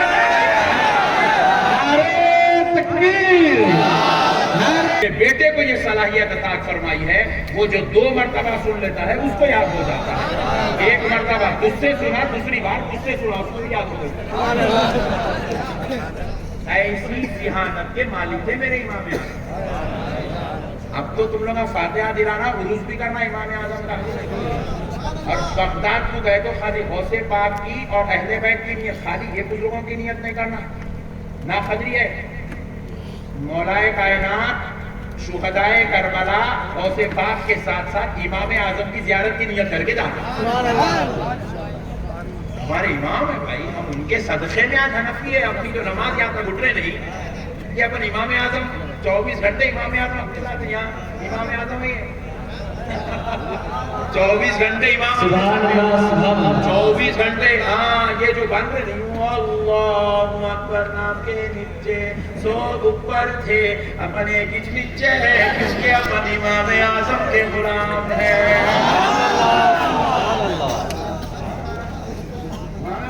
نماز جنازہ آخری نماز پڑھ پہلی اذان دی ہے وہ بھی امام اعظم کہہ سکتا. پہلی جو اقامت سنے امام اعظم کی فقہ اور آخری جو نماز پڑھ رہے ہیں امام اعظم امام اعظم کے فالوور ہیں. پیدا ہونے سے لے کے نانا دادا پھپھا چچا کا معمول بعد میں امام اعظم کا عمل پہلے اور پھر مرتے وقت سب ختم. بیوی بچے اماں باوا سسرا سب ختم. آخری نماز بھی امام اعظم کے ساتھ اور قبر کے اندر بھی جا رہے ہیں کیسا لٹانا قبلی کتنی کھودنا ستر کہاں لگانا دو مسئلہ امام اعظم. کفن کیسا پہنانا کفن کے کتنے کپڑے ہونا پگڑی کیسی ہونا ڈولی کہاں بننا یہ ہم کسی پھپھا کے گھر سے نہیں ہے، یہ امام اعظم ہمارے کو جو ہے سمجھا ہے، یہ امام اعظم کا صدقہ ہے۔ اتنا زندگی ہماری ہے، کنٹرولنگ پوری امام اعظم کی ہے۔ نعرے تکبیر، نعرے رسالت۔ بیگم کو نکاح کر کے کیسا لانا امام اعظم بتائے، بیچ میں نکلے بھی ملی تو طلاق کیسا دینا امام اعظم بتائے۔ انہوں اپنے کو چھوڑنا چاہ رہے، انہیں نکلے ہوئے بولے تو وہ خلا کیسا کرنا، وہ بھی امام اعظم بتائے۔ کس سے شادی ہوتی، کس سے شادی نہیں ہوتی، کس سے کرنا، کس سے نہیں کرنا، کفو کے مسئلے کیا ہے، رشتہ داری کے مسئلے کیا ہے، بیگم کون بن سکتی، کون نہیں بن سکتی، یہ سارا مسئلہ امام اعظم سمجھایا ہے۔ قرآن و حدیث کا نچوڑ ہے امام اعظم، قرآن و حدیث کا نچوڑ ہے میرے بھائی۔ کہاں امام اعظم کو چھوڑ رہے ہیں؟ ہماری جان ہے امام اعظم، ہماری جان۔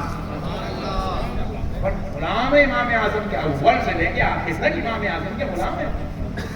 قادری بن گئے تو غوث پاک کے غلام، سنی بن گئے مصطفیٰ کے غلام۔ اپنی زندگی پوری یہی ہے، ہاں پوری زندگی یہی ہے۔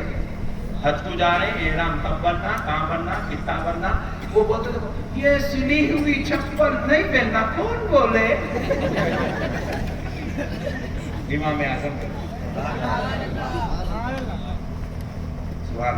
اچھا لگا ملے آتا الحمدللہ۔ اب پیارے بزرگار دوستو اب سنو، حضرت عبداللہ بن داؤد فرماتے ہیں اہل اسلام پر اپنی نماز میں ابو حنیفہ کے واسطے دعا کرنا واجب ہے۔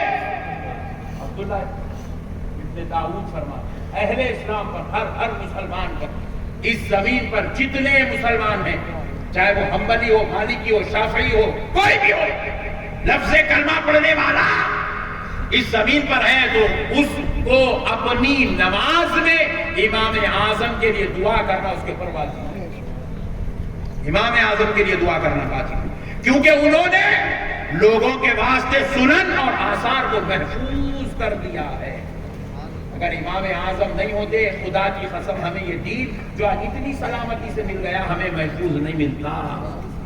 آج ہمارا کوئی ٹینشن نہیں ہے، ٹینشن نہیں ہے، بغیر ٹینشن کے لائف گزر رہی ہے اپنے پاس، کوئی ٹینشن نہیں ہے۔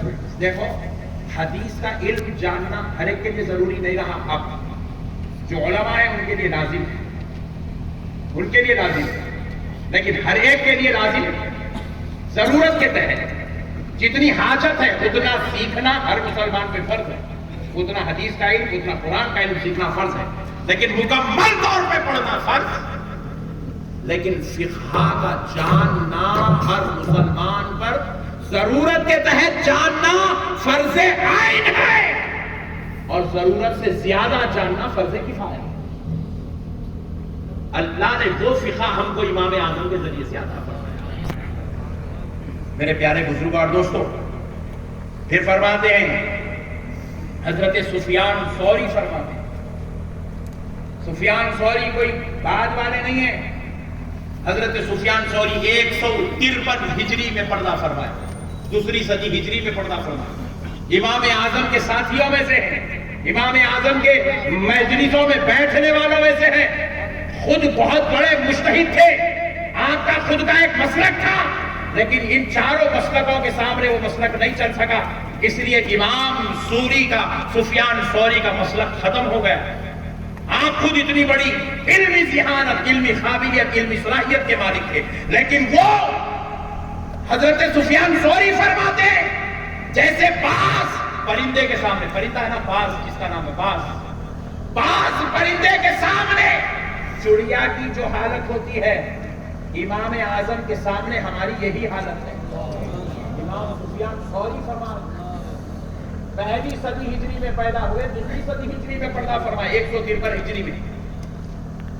وہ کہہ رہے ہیں، حضرت سفیان ثوری کہہ رہے ہیں باز پرندہ اس کے سامنے چڑیا کی جو حالت ہوتی ہے، امام اعظم نعمان بن ثابت کے سامنے ہماری حالت وہی ہوتی ہے۔ تحقیق کے ابو حنیفہ سارے علماء کی سردار ہے، سبحان اللہ، امام سفیان ثوری فرماتے ہیں۔ پھر اس کے بعد خطیب بغدادی اپنی تاریخ میں لکھتے ہیں کہ حضرت ابو حنیفہ نے، سرکار امام اعظم ابو حنیفہ نے ایک رات خواب دیکھا. کیا دیکھا؟ ذرا زور سے بولو. خواب دیکھا. آپ یقین مانیے، آپ لوگ اتنی دلچسپی سے سن رہے تو میرے بھی تعجب ہو رہا، ورنہ یہ ایسا موضوع ہے لوگ گلیاں ناپ لیتے. ہاں بھائی، علمی باتیں رکھو کرو بولتے سفیان ثوری کون کہا کہ مطلب کیا باتیں کر رہے ہیں، ایسا بولتے لوگ موٹے موٹے باتیں ہو نا وہ اپن بولتے سو. مگر آج آپ لوگ سن رہے ہیں بڑا تعجب ہو رہا، میرے کو سنیے پھر اس کے بعد. حضرت امام اعظم ابو حنیفہ کے تعلق خطیب بغدادی تحریر کرتے ہیں، اپنی تاریخ میں اپنی کتاب میں لکھتے ہیں کہ ایک دن حضرت امام اعظم ابو حنیفہ نے خواب دیکھا. کیا خواب دیکھا؟ کہ آپ رسول اللہ صلی اللہ علیہ وسلم کی مزار اقدس کو کھود رہے. مزار اقدس کو کھود رہے. کون دیکھا ہے خواب؟ امام اعظم ابو حنیفہ نے دیکھا. تو امام اعظم یہ خواب دیکھنے کے بعد بے چین ہو گئے، قرار ہو گئے. بے قراری کے عالم میں اپنے خادم کو، اپنے شاگرد کو علامہ ابن سیرین کے پاس بھیجے. وہ اس دور کے بڑے بزرگ مانے جاتے تھے، بڑے عالم بھی تھے. علامہ ابن سیرین کے پاس بھیجے، جا کے کہو نعمان بن ثابت نے خواب دیکھا ہے، اس کی تعبیر کیا ہے؟ تو علامہ ابن سیرین کہتے ہیں یہ جس نے بھی یہ خواب دیکھا ہے، یہ دیکھنے والا اس حد تک علم کو روشن کرے گا، اس حد تک علم کو واضح کرے گا کہ اس سے پہلے ایسی علمی شان کا کام اللہ کسی اور سے نہیں لیا ہوگا.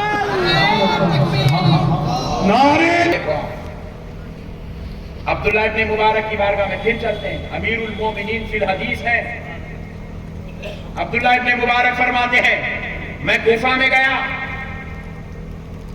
وہاں کے علماء، کوفہ کے علماء بولے تو آپ یہ نہ کو سمجھو یہ ذرا یدری کو پڑھنے والے، ایسا نہ کو سمجھو. وہ علماء بولے تو ان کو 1 لاکھ 4 لاکھ 7 لاکھ 6 لاکھ 5 لاکھ حدیثہ یاد تھے. وہ زمانے کے علماء. میں تم لوگ ایسا سمجھیں گے، رسید والے علماء سمجھیں گے، ایسا نہ کو سمجھو. زکات کے صدقے کے علماء نہیں تھے وہ. انہوں رات بھر کھڑے ہو گئے، سلام پھیرے تو فجر کی ادا ہوتی تھی. وہ آنکھ بند کرتے تھے تو دیدار مصطفیٰ ہوتا تھا. ایسے علماء تھے. امام عبداللہ ابن مبارک فرماتے ہیں، امیر المومنین فی الحدیث فرماتے ہیں کہ میں کوفہ گیا، وہاں کے علماء سے ملا اور ان سے سوال کیا کہ تمہارے شہر میں کون سا شخص ہے جو سب سے زیادہ علم جانتا ہو؟ تو سارے علماء بیک وقت ایک صبح ہو کر کہنے لگے ہمارے زمانے میں، ہمارے دور میں، ہمارے شہر میں اگر کوئی سب سے زیادہ علم رکھنے والا ہے تو اس ذات اقدس کا نام امام اعظم ابو حنیفہ. پھر میں سوال کرنے لگا تمہارے اس کوفہ میں، علماء سے سوال کرنے لگا تمہارے اس کوفہ میں سب سے زیادہ پرہیزگار کون ہے؟ سارے علماء کہنے لگے سب سے زیادہ پرہیزگار نعمان بن ثابت ابو حنیفہ ہے. پھر میں نے سوال کیا سب سے زیادہ زہد و تقوی اختیار کرنے والا کون ہے؟ سارے علماء ایک زبان ہو کر کہنے لگے سب سے زیادہ زہد و تقوی رکھنے والی ذات نعمان بن ثابت ابو حنیفہ کی ذات. پھر عبداللہ ابن مبارک فرماتے پھر میں ان سے پوچھا سب سے زیادہ علم پر محنت کرنے والا کون ہے؟ علم پہنچانے والا، تحقیق کرنے والا، علم کی طرف جانے والا کون ہے؟ تو سارے علماء نے کہا سب سے زیادہ علم کی مشغولیت رکھنے والی ذات ابو حنیفہ نعمان بن ثابت کی ذات ہے. پھر میں نے پوچھا تمہارے درمیان میں سب سے زیادہ اخلاق حسنہ والا کون ہے؟ اخلاق حسنہ والا کون ہے؟ صفات محمودہ والا کون ہے؟ تو سارے علماء نے کہا اللہ نے ہم کو علم تو دیا ہے لیکن اخلاق والا تو نعمان بن ثابت کو بنایا.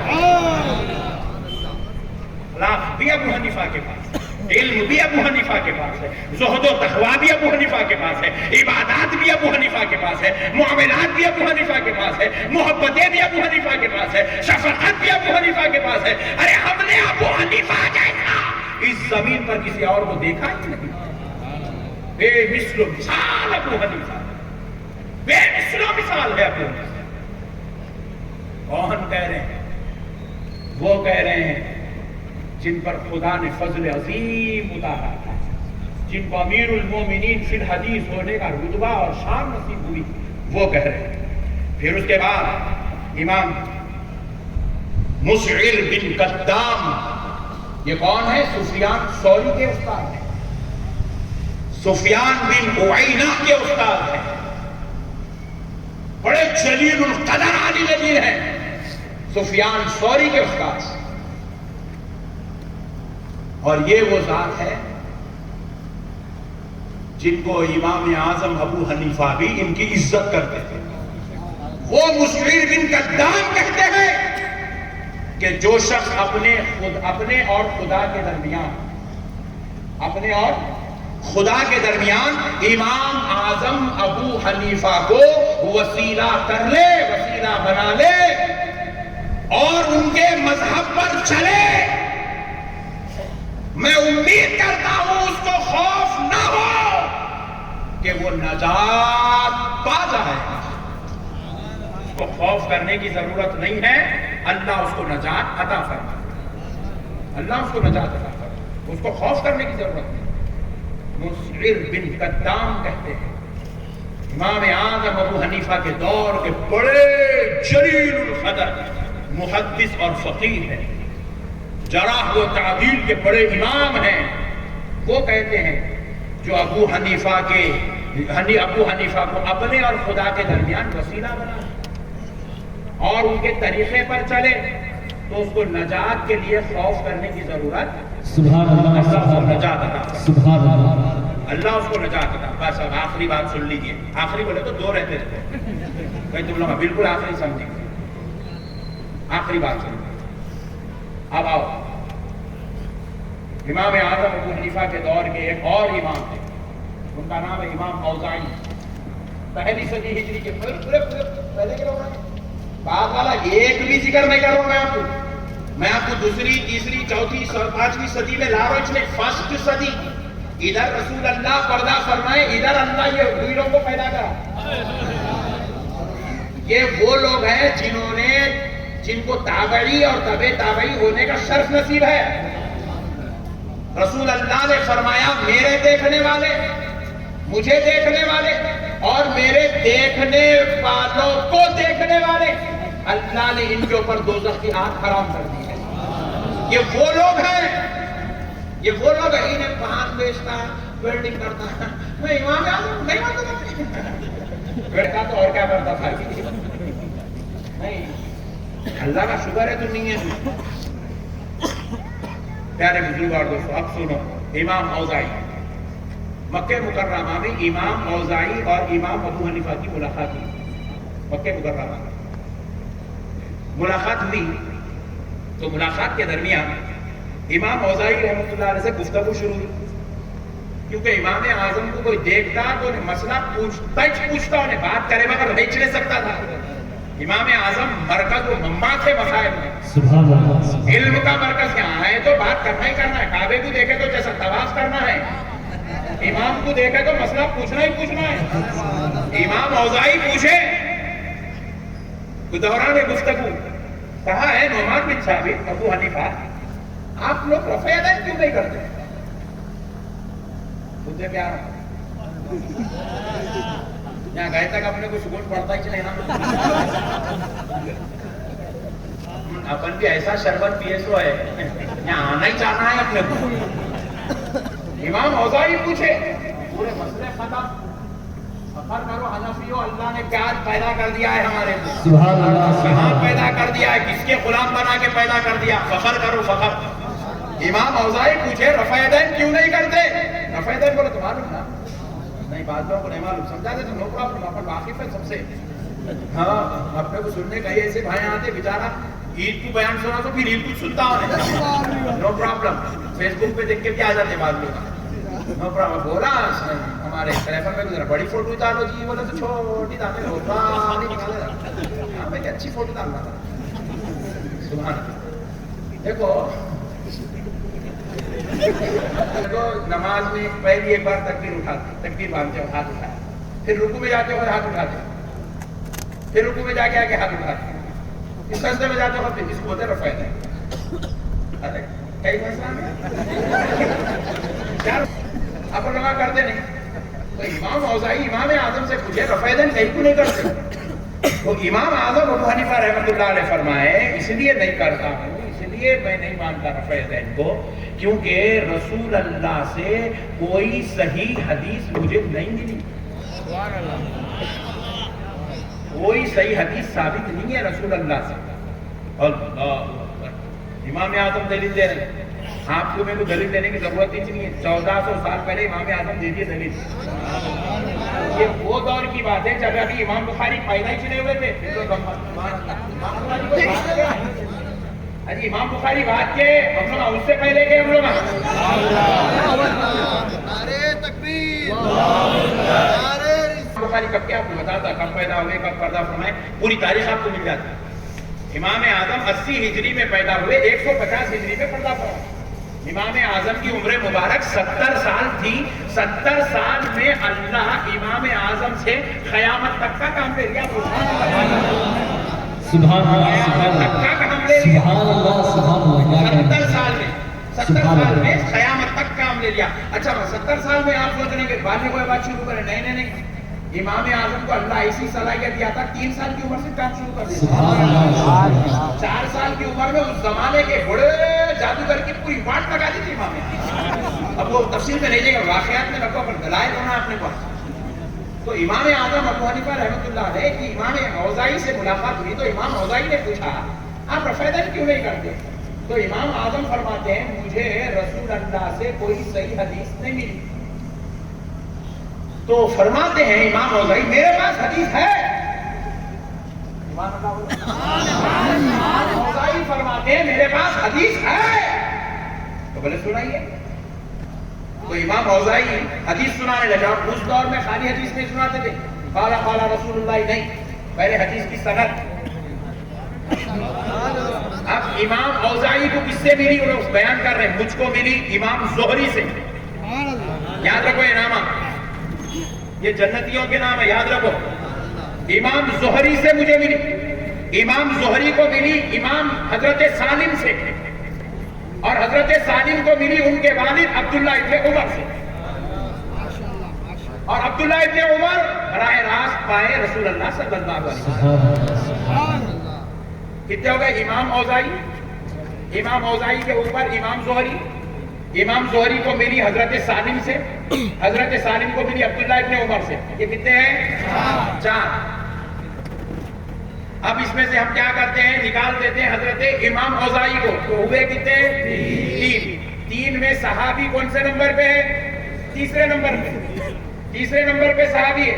صحابی کے نیچے حضرت سالم، حضرت سالم کے نیچے امام زہری. رائٹ. اور اب یہ سند ہو گئی. سند کے بعد حدیث سنا رہے ہیں. کیا سنا رہے ہیں؟ فرماتے ہیں نبی مکرم صلی اللہ علیہ وسلم جب رکوع میں جاتے اور رکوع سے اٹھتے تو رفع یدین کرتے تھے. رفع یدین کرتے تھے. یہ حدیث ہو گئی. امام اوزاعی سنا دیے. 3 واسطوں سے رسول اللہ تک پہنچی، 2 واسطوں سے صحابی تک پہنچی، اور وہاں سے حضرت اوزاعی کو ملی. اب یہ حدیث سنا دیے رسول اللہ صلی اللہ علیہ وسلم رفع یدین کرتے تھے. تو امام اعظم ابو حنیفہ نے کہا سنو اب میں حدیث سناتا ہوں. ظالمو کہتے ہو امام تک حدیث نہیں پہنچی، اور جن سے حدیث سن کے امام اوزاعی کا معاملہ دیکھو. آگے سنو، میرے امام نے حدیث سنائی. کہا سنو اوزاعی، مشتق میرے پاس جو حدیث ہے وہ بھی سنو. تو حضرت امام اعظم ابو حنیفہ حدیث سنانے لگے. کہا مجھ سے بیان کیا حماد نے، راوی ہے حماد، مجھ سے بیان کیا حماد نے. امام اعظم کے بیٹے کا نام بھی حماد تھا، مگر یہ دوسرے راوی ہیں، بیٹے نہیں ہیں. مطلب نام کتنا پیارا ہے حماد. اپنے پاس ہے ٹنکو، لڈو، ٹلو، شکو، چھکو. فرماتے مجھ کو حدیث ملی حماد سے، اور حماد نے لیا ابراہیم نخعی سے. کس سے؟ ابراہیم نخعی سے. اور ان کو حدیث ملی حضرت علقمہ سے. پہلے ہو گئے حماد، دوسرے ہو گئے ابراہیم نخعی، تیسرے ہو گئے حضرت علقمہ. یہ سند ہے. اور پھر فرماتے ان کو ملی حضرت عبداللہ ابن مسعود. وہاں پر تیسرے نمبر پہ صحابی آ گئے تھے, زہری, سالم, حضرت عبداللہ ابن عمر. یہاں پر صحابی چوتھے نمبر پہ, پہلے حماد, پھر ابراہیم نخعی, پھر اس کے بعد علقمہ, پھر اس کے بعد عبداللہ ابن مسعود. تو صحابی یہاں پہ کتنے نمبر پہ آئے؟ عبداللہ ابن مسعود یہاں صحابی ہے. امام اعظم کی دلیل میں عبداللہ ابن مسعود صحابی ہے چوتھے نمبر پہ, اور امام اوزاعی کے پاس صحابی حضرت عبداللہ ابن عمر ہے تیسرے نمبر پر ہے. اور اب حضرت امام اعظم سنا رہے عبداللہ ابن مسعود نے روایت کیا رسول اللہ سے, رسول پاک صلی اللہ علیہ وسلم جب نماز پڑھتے تو تکبیر تحریمہ کے وقت ہی اپنے ہاتھوں کو اٹھاتے تھے, اس کے بعد پوری نماز میں رسول اللہ اپنے ہاتھوں کو نہیں اٹھاتے تھے. سبحان اللہ, سبحان اللہ, یعنی کہ نماز میں رفع یدین نہیں کرتے تھے. اب آ گیا tension, point to be noted. ایک حدیث میں ہے اور وہ حدیث امام اوزاعی سنا رہے رفع یدین کرتے تھے رسول اللہ. دوسری حدیث امام اعظم سنا رہے کہتے ہیں کہ رسول اللہ صلی اللہ علیہ وسلم رفع یدین نہیں کرتے تھے. اب سنو, فائنل ڈیسیژن ہے, بالکل لاسٹ اوور میں آ گیا میچ. نہیں آئی پی ایل دیکھتے نا آپ لوگ, اس لیے آپ کے حساب سے سمجھا. اب مسئلے کو سمجھو. سرکار امام اعظم ابو حنیفہ سے حضرت امام اوزاعی نے کہا, اے نعمان بن ثابت, سند کے اعتبار سے میں نے جو حدیث سنائی وہ حدیث اعلیٰ ہے, وہ حدیث راجح ہے, کیونکہ میرے پاس صحابی صرف دو راویوں کے بعد ہیں, زہری اور سالم کے بعد میرے پاس صحابی عبداللہ ابن عمر. اور آپ جو حدیث سنا رہے ہیں اس میں صحابی تین راویوں کے بعد ہے. سند کے اعتبار سے میری جو سنائی ہوئی حدیث ہے وہ زیادہ معتبر ہے, مستند ہے, راجح ہے. تو اب امام اعظم کیا کہتے ہیں سنیے. امام اعظم فرماتے ہیں تم نے پہلی جو تم نے دلیل پیش کی, تمہارے جو راوی ہیں وہ راوی ہیں تمہارے پاس پہلے نمبر پر زہری, اور سنو میرے پاس ہے حماد. دونوں کا تقابل کیا جائے تو زہری کے مقابلے میں حماد کا علم بہت بلند و بالا ہے. حماد بڑے علم والے ہیں, بڑے علم والے ہیں, بڑی عظمت والے ہیں, بڑے تفقہ والے ہیں, بڑے فقیہ ہیں, بڑی ذہانت والے ہیں, بڑے تقوی والے ہیں. زہری سے حماد کا مقابلہ کرو تو حماد زیادہ فضیلت والے. کہا تمہارے پاس دوسرے نمبر پر سالم ہے, میرے پاس دوسرے نمبر پر ابراہیم نخعی ہے. ابراہیم نخعی اور سالم کو دیکھو, سالم کے مقابلے میں ابراہیم نخعی کا علم بہت بلند و بالا. ابراہیم نخعی کی ذہانت اعلیٰ ہے, ابراہیم نخعی کی فصاحت اعلیٰ ہے, ان کی جرح و تعدیل, ان کو روایت یاد رکھنے میں, ذہانت میں وہ سالم سے کئی درجے زیادہ بلند ہے.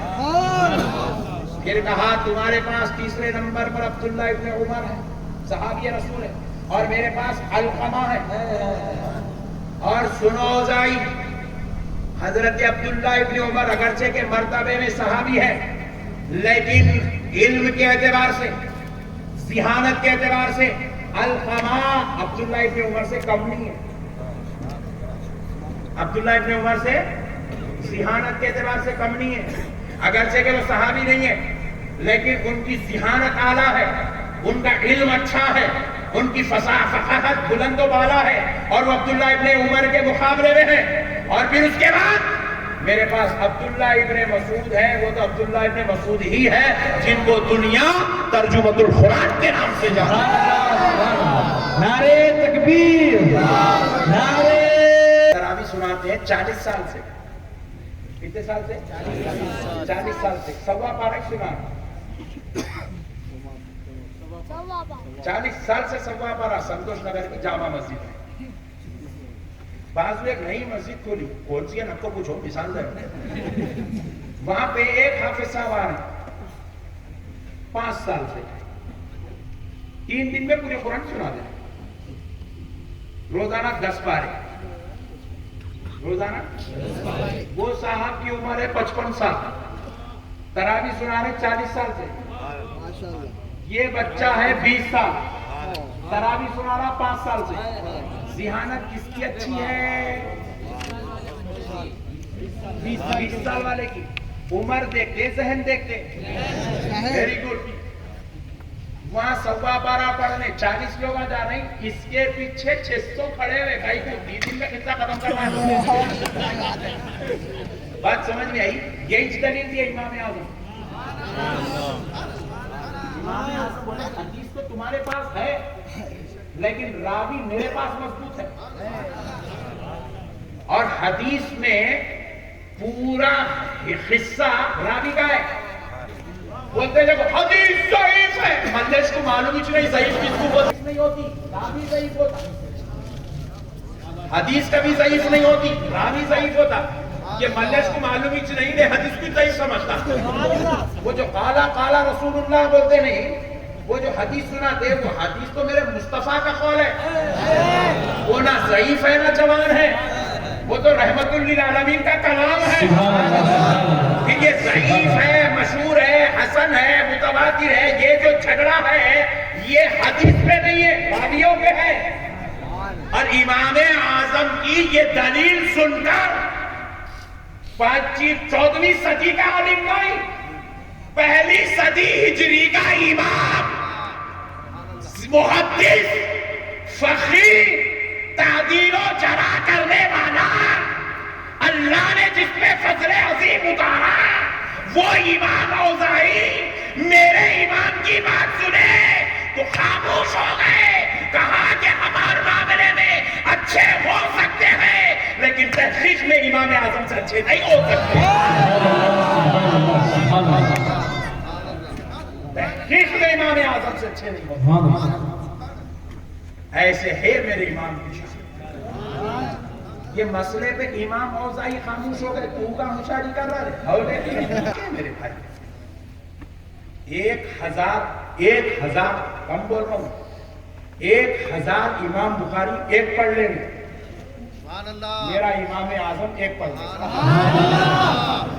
1000 इमाम नसाई, 1000 इमाम मुस्लिम, 1000 इमाम इब्ने माजा, 1000 इमाम अबू दाऊद एक पढ़ लेंगे, मेरा इमाम आजम एक पढ़ लेंगे। अल्लाह ने मेरे इमाम को वो मर्तबा अता फरमाया।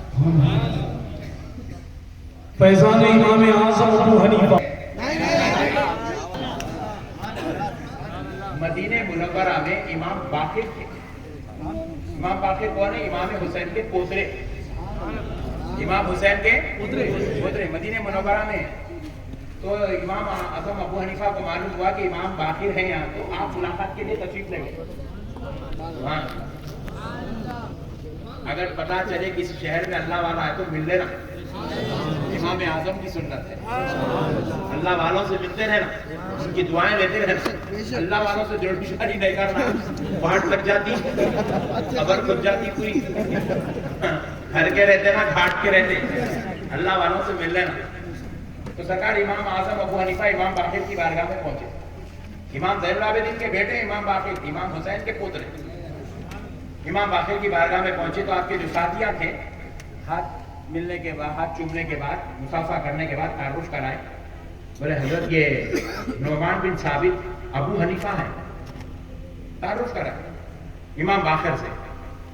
तो हजरत इमाम मोहम्मद बाकिर रहमतुल्लाह अलैह बोले क्या ये वही शख्स है? Point to be noted.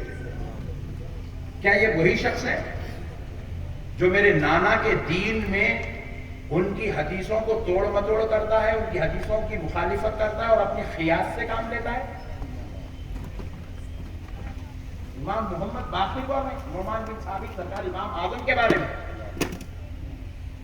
और इमाम आजम पे जितनी तनकीद हुई है, खुदा की कसम इस जमीन पे उतनी तनकीद किसी के लिए नहीं होगी, उतनी तनकीद किसी के लिए नहीं। अब सुनिए आगे पूरी बात।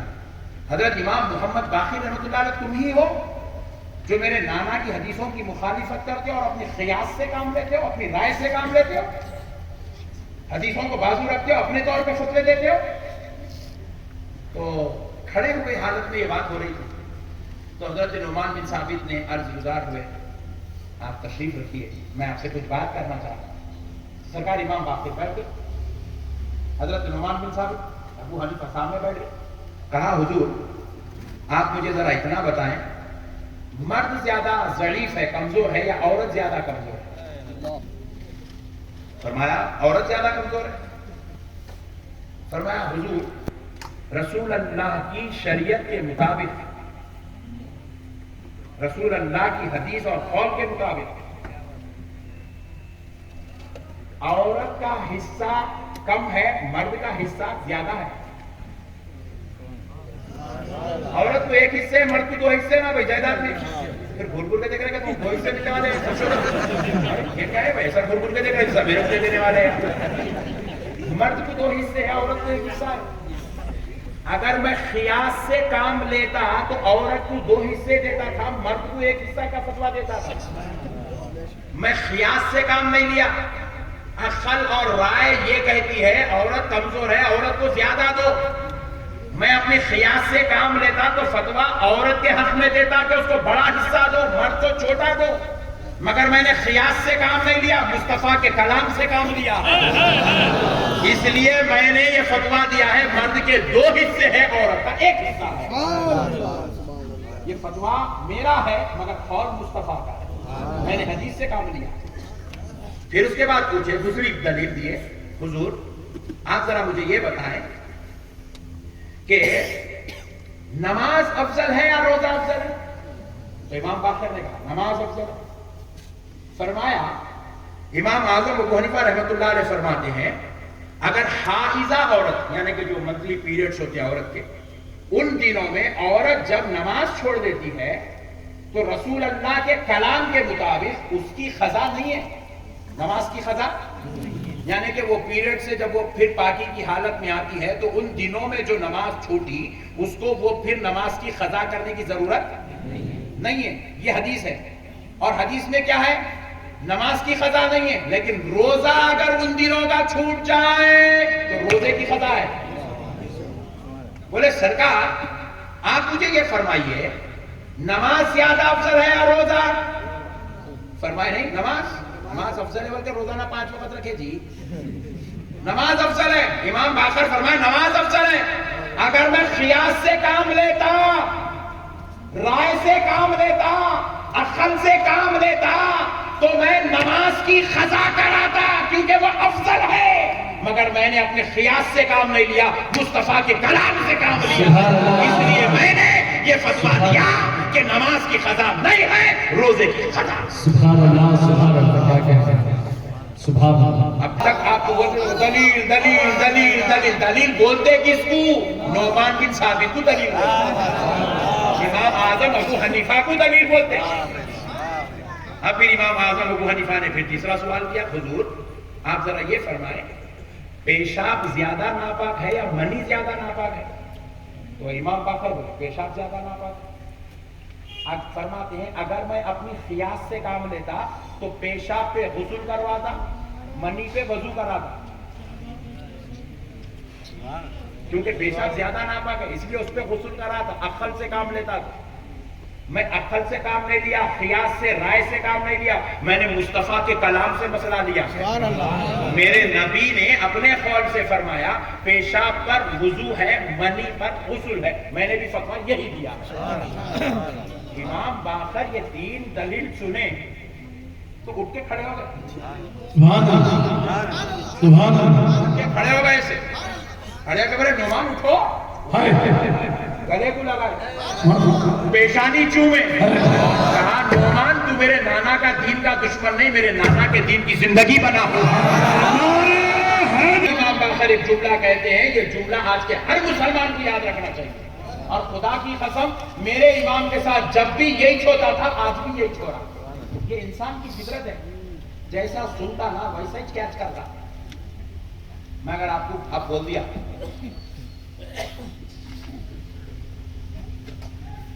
کچھ ایسی بات، نیو سٹی کے اندر کرفیو لگتا ہے، فیس بکوں پہ، واٹس ایپوں پہ، یوٹیوب پہ پکوڑوں کے بیانات نہیں دیکھنا۔ تو حضرت امام باقر کیا کہہ رہے ہیں سنو، خدا کی قسم میرے امام کے بارے میں امام باقر کے وہ جملے میں لکھ کر آیا ہوں، فرماتے ہیں آپ کے دشمنوں نے، امام باقر کہہ رہے ہیں آپ کے دشمنوں نے مجھے آپ کے تعلق سے غلط بیان بتایا. غلط بیان ہی کیا آپ کے تعلق. 1400 سال سے امام کے اوپر غلط بیان ہے. 1400 سال سے امام اعظم پہ جتنا جھوٹ, امام اعظم پہ جتنی منافقت, امام اعظم پہ جتنی غداری, امام اعظم پہ جتنی شرارت, امام اعظم پہ جتنی ضلالت, امام اعظم کے ساتھ جتنی مکاری, امام اعظم کے ساتھ جتنی مخالفت, امام اعظم کے ساتھ جتنی تہمت, امام اعظم کے ساتھ جتنی الزام بازی ہوئی, اللہ کی عزت و جلال کی قسم اتنی الزام بازی, اتنی جھوٹ, اتنی تہمت, اتنی غلاظت, اتنی بدکرانی, اتنی برائی 1400 سال میں اس زمین پر کسی اور کے ساتھ نہیں ہوئی ہے. یہ صرف میرے امام کا حق ہے جو اتنی شرارتوں کو برداشت کرتا ہے. اتنی ضلالت ہوئی ہے امام اعظم ابو حنیفہ کے ساتھ. امام باقر جیسی ذات یہ فرما رہی ہے آپ کے دشمنوں نے مجھے غلط بیان کی, آپ کے تعلق سے مجھے غلط بتایا, لیکن آپ کے دلائل سنا تو مجھے سمجھ میں آیا آپ میرے نانا کی مخالفت نہیں بلکہ آپ میرے نانا کے دین کی زندگی بنا کر بھیجے گا. میرے پیارے بزرگوں اور دوستوں, آج بھی کوئی چل رہا جھوٹ باندھ. امام اعظم کو 17 حدیثیں پہنچی تھی خالی, ابے ان کی صحبت میں بیٹھنے والا امیر المومنین فی الحدیث ہے. ان کے شاگرد کا شاگرد 7.5 لاکھ حدیثوں کا حافظ ہے. اور وہ نعمان بن ثابت جو پوری زندگی کبھی حج کے دنوں میں کوفہ میں نہیں رہے, زندگی میں 55 مرتبہ حج کو گئے. کہیں کو گئے حدیث لینے خالی, علم اخذ کرنے, کیونکہ معلوم تھا یہ وہ جگہ ہے جہاں سے پوری دنیا سے وہ لوگ آئیں گے جن کے پاس میرے مصطفیٰ کی حدیث محفوظ ہے, تاکہ میری ان سے ملاقات ہو اور میں ان سے حدیث لوں اور اس حدیث پر تحقیق کروں, اس پر جرح و تعدیل کروں, اس سے مسئلے استنباط کروں اور اس پر ہو سکے تو اس کے ذریعے سے میں قوم میرے آقا کی امت کو ایک مسئلہ پیش کروں. انہیں 17 حدیثاں پہنچی گئے تھے. کہاں میں دار لکھنا, اپنے ایمان کو سنبھالنا یہ ہمارے لیے ضروری ہے. یہ ہمارے ایمان کی سلامتی کا سبب ہے. امید کرتا ہوں کہ آپ مرے دم تک خود بھی حنفی رہیں گے, اپنی نسلوں کو بھی امام اعظم کی محبت کا اور ان کی تخلید کا جام پلاتے رہیں گے. وما علینا الا البلاغ والحمد للہ.